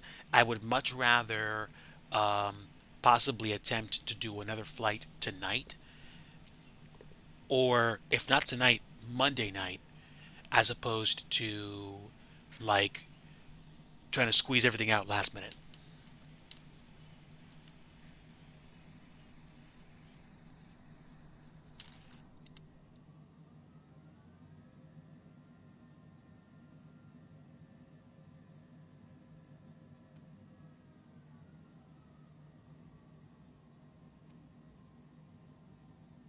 Look at that.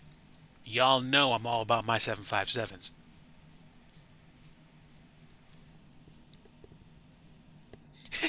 40 departures waiting after me.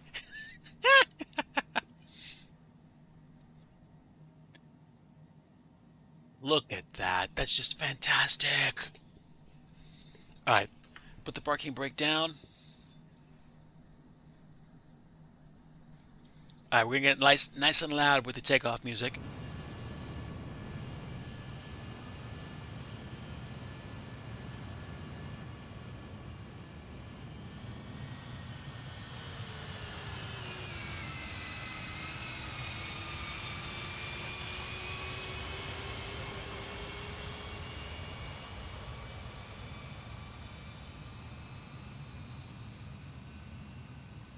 Yes, I'm plane spotting.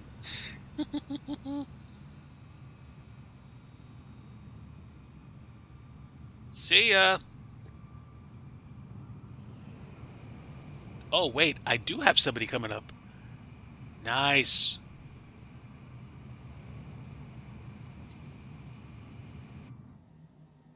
All right, reset.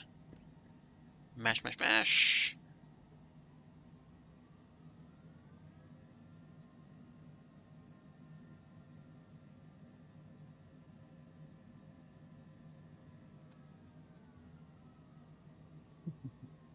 Busy day at Geneva.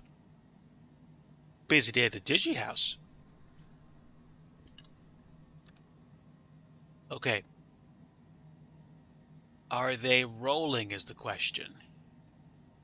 I'll slow down a little bit, get my lights on.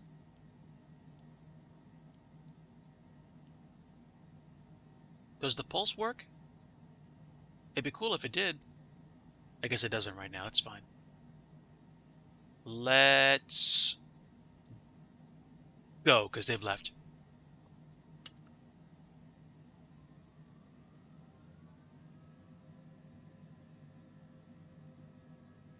Yeah, I don't know if you were here, Dr. 737, but we did a quick check-in of scenery dev at a very old airport. My first add-on scenery, and I chose to do a few updates, and we caught up about stuff like that.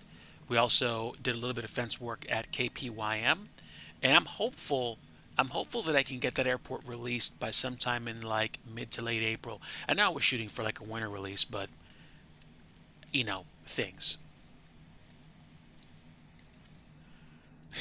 Okay, this is either going to be really interesting or really crummy.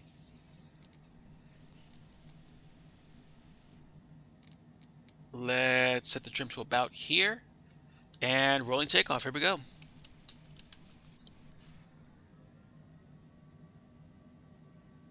Stable.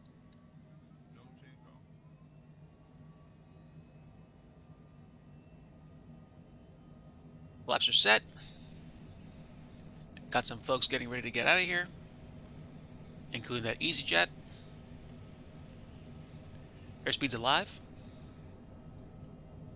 80 knots. I'm a little wobbly. Come on.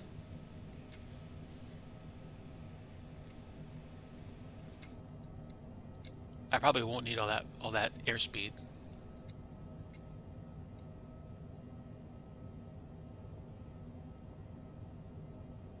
Let's see if we can rotate. Keep the stick in place.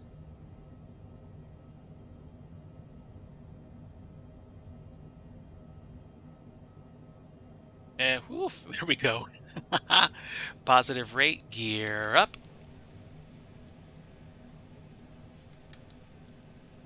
Flaps up. Oh, landing lights and pulse lights are the same. Okay, well that might make sense. And we made our altitude restriction by the very first waypoint. I'm still hand flying this bird. Adding some trim. And now we're going to add the autopilot.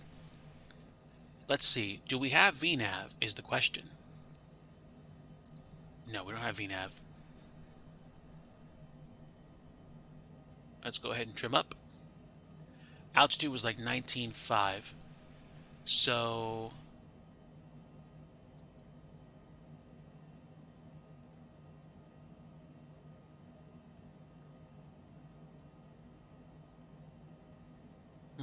why aren't you climbing? There's my vertical speed. Let's get going.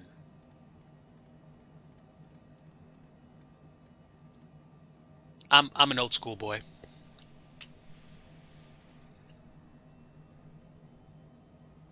Gear is up, flaps are up, and we're climbing at 3,500 feet per minute.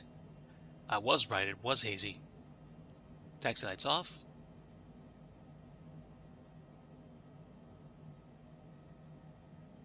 Oh my word. That's amazing.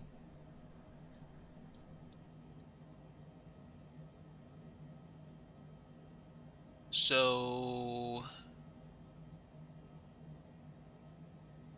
do we have flight level change, but we're climbing at about 3,500 feet per minute. We're gonna clear the mountains.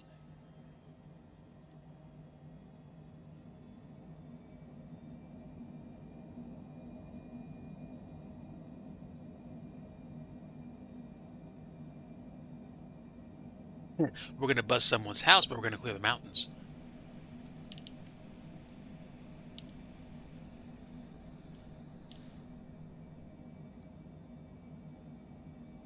Why is my traffic map on standby? That's interesting.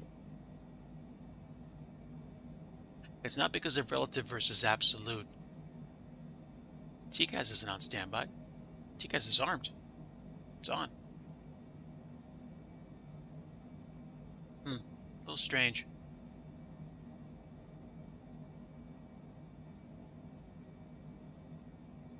Yeah, no, we're loaded.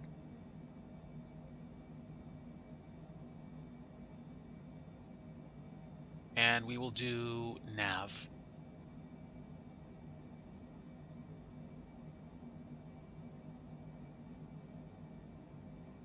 There we go.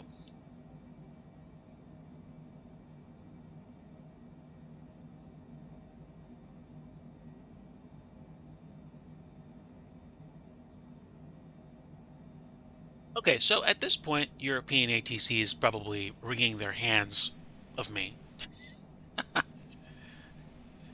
that's okay.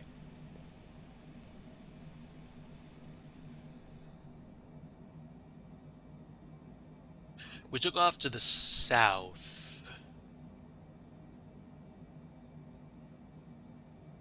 Why are we going all the way around there? No. Can we just go direct? Let me just see what we can do. We're going to Durham.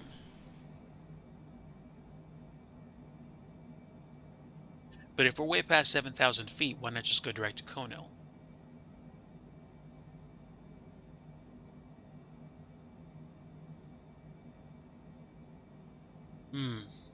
Nope, nope. We're on the FMS for source. It wants to go to Durham. Okay, let me go direct to Conil.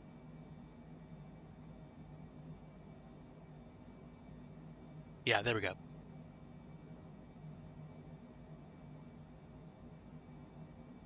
I'm assuming we should be standard pressure by now, so I'm going to go ahead and push to standard pressure.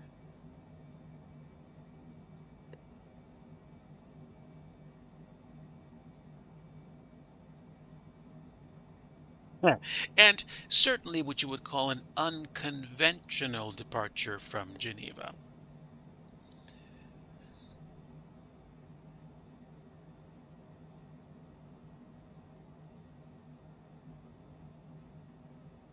No weather.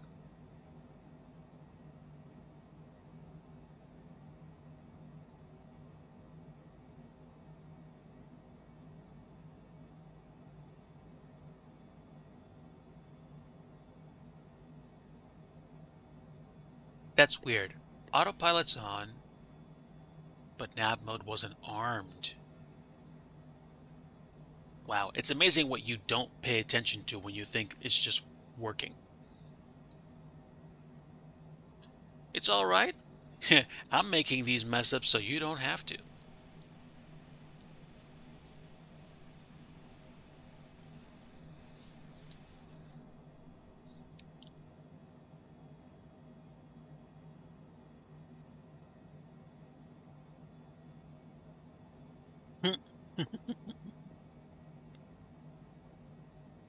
Yeah, yeah. I forgot. I forgot. But if I mean, once we once we got to like 14,000, I was like, yeah, I'm pretty sure we've blown past transition altitude by now. Okay. So now, can we actually use VNav? Let's try it again. VNav is armed, and we have LNav armed.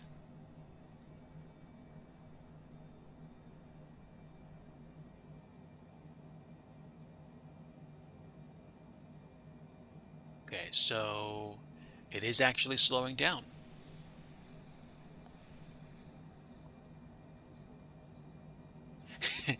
Okay, so we're not cruising at what is it?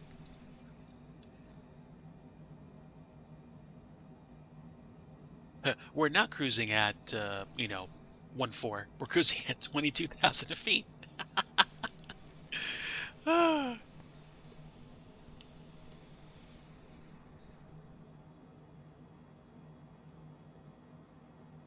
hmm, get with it, man.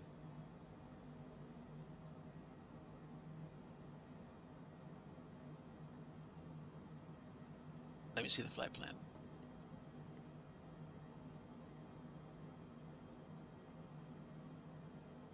Okay, so it did adjust itself, and eventually we will start our descent, which should be relatively soon.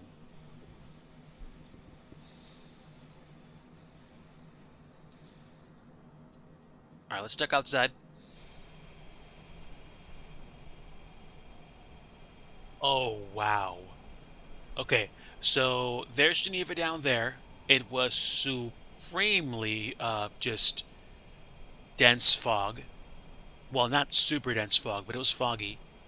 Look how pretty that is. Wow. Definitely just absolutely swanky. Amazing.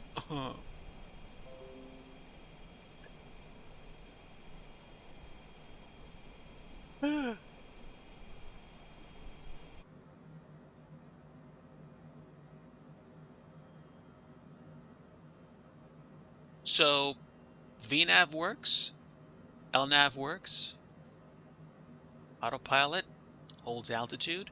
One thing it doesn't do is hold speed, but I don't think this aircraft has an auto throttle. It does have reversers though.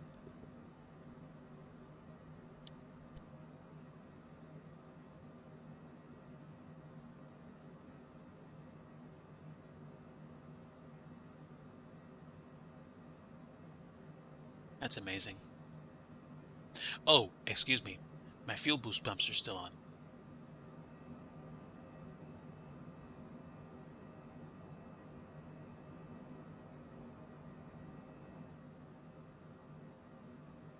That's a little crazy.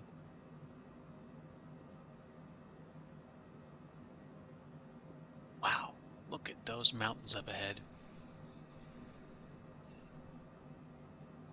The transition to snow is a bit abrupt, but it's all right. Snow on Ortho used to be like mythical.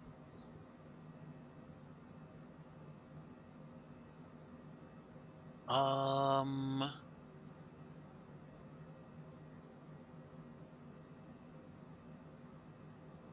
Bursu is next after this waypoint,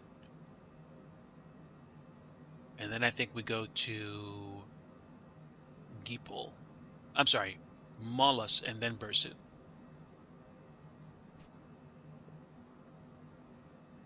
That's amazing. This is fun. Something about flying business jets breaks the burnout that I get from flying airliners like incessantly, which I like doing, but it eventually gets to a point where it's like, oh, okay, I'm flying to, Orlando again in a 737 or something like that. I'm not saying the airplane's at fault. PMDG made a very nice 736 for me to fly. I'm just saying, like, I got to a point where I was just like, oh, okay, I'm flying an airliner again. But the amount of technology that's been thrown into this aircraft is amazing. Absolutely amazing. Ooh, when there's no snow around. Uh, well, I guess this is how it works. I mean, I remember because I still have P3D installed. I know what it's like. Every winter it's like, oh, it's winter. It's gonna be snowy in Pittsburgh. But it's a thing. I chuckle about that because I think, well, I guess it's just the way it is in the sim. I would have liked to have seen a bit more snow where I live, which is in beep, but at the same time, it's things. It's things.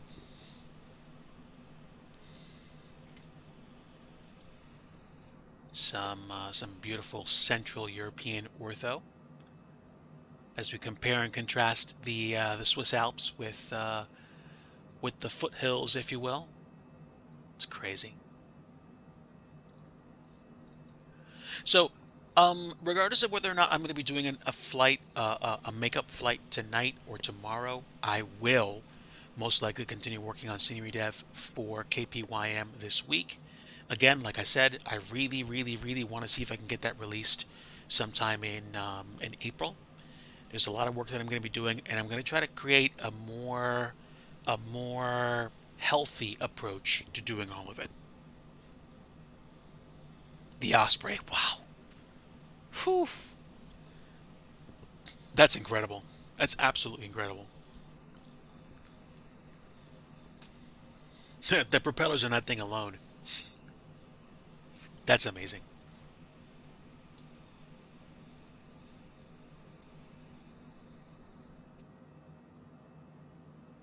It's amazing.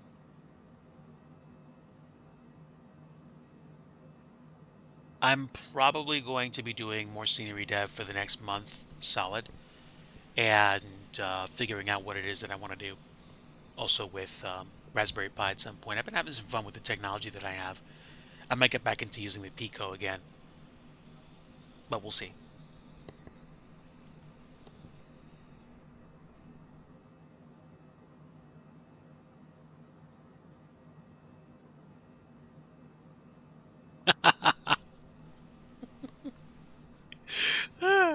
So, the sim doesn't seem to get the weather perfect. I get it. I get it. It's all right though. For me, it is because it reminds me of the old days. That's why I'm laughing about this because it reminds me of nostalgia, like knowing the time when in P3D the Alps were, like if you were going to the Alps, they had snow, and if you were anywhere else, it was green. It's a thing. It's sincerely a thing, which makes me smile. Maybe not everybody else.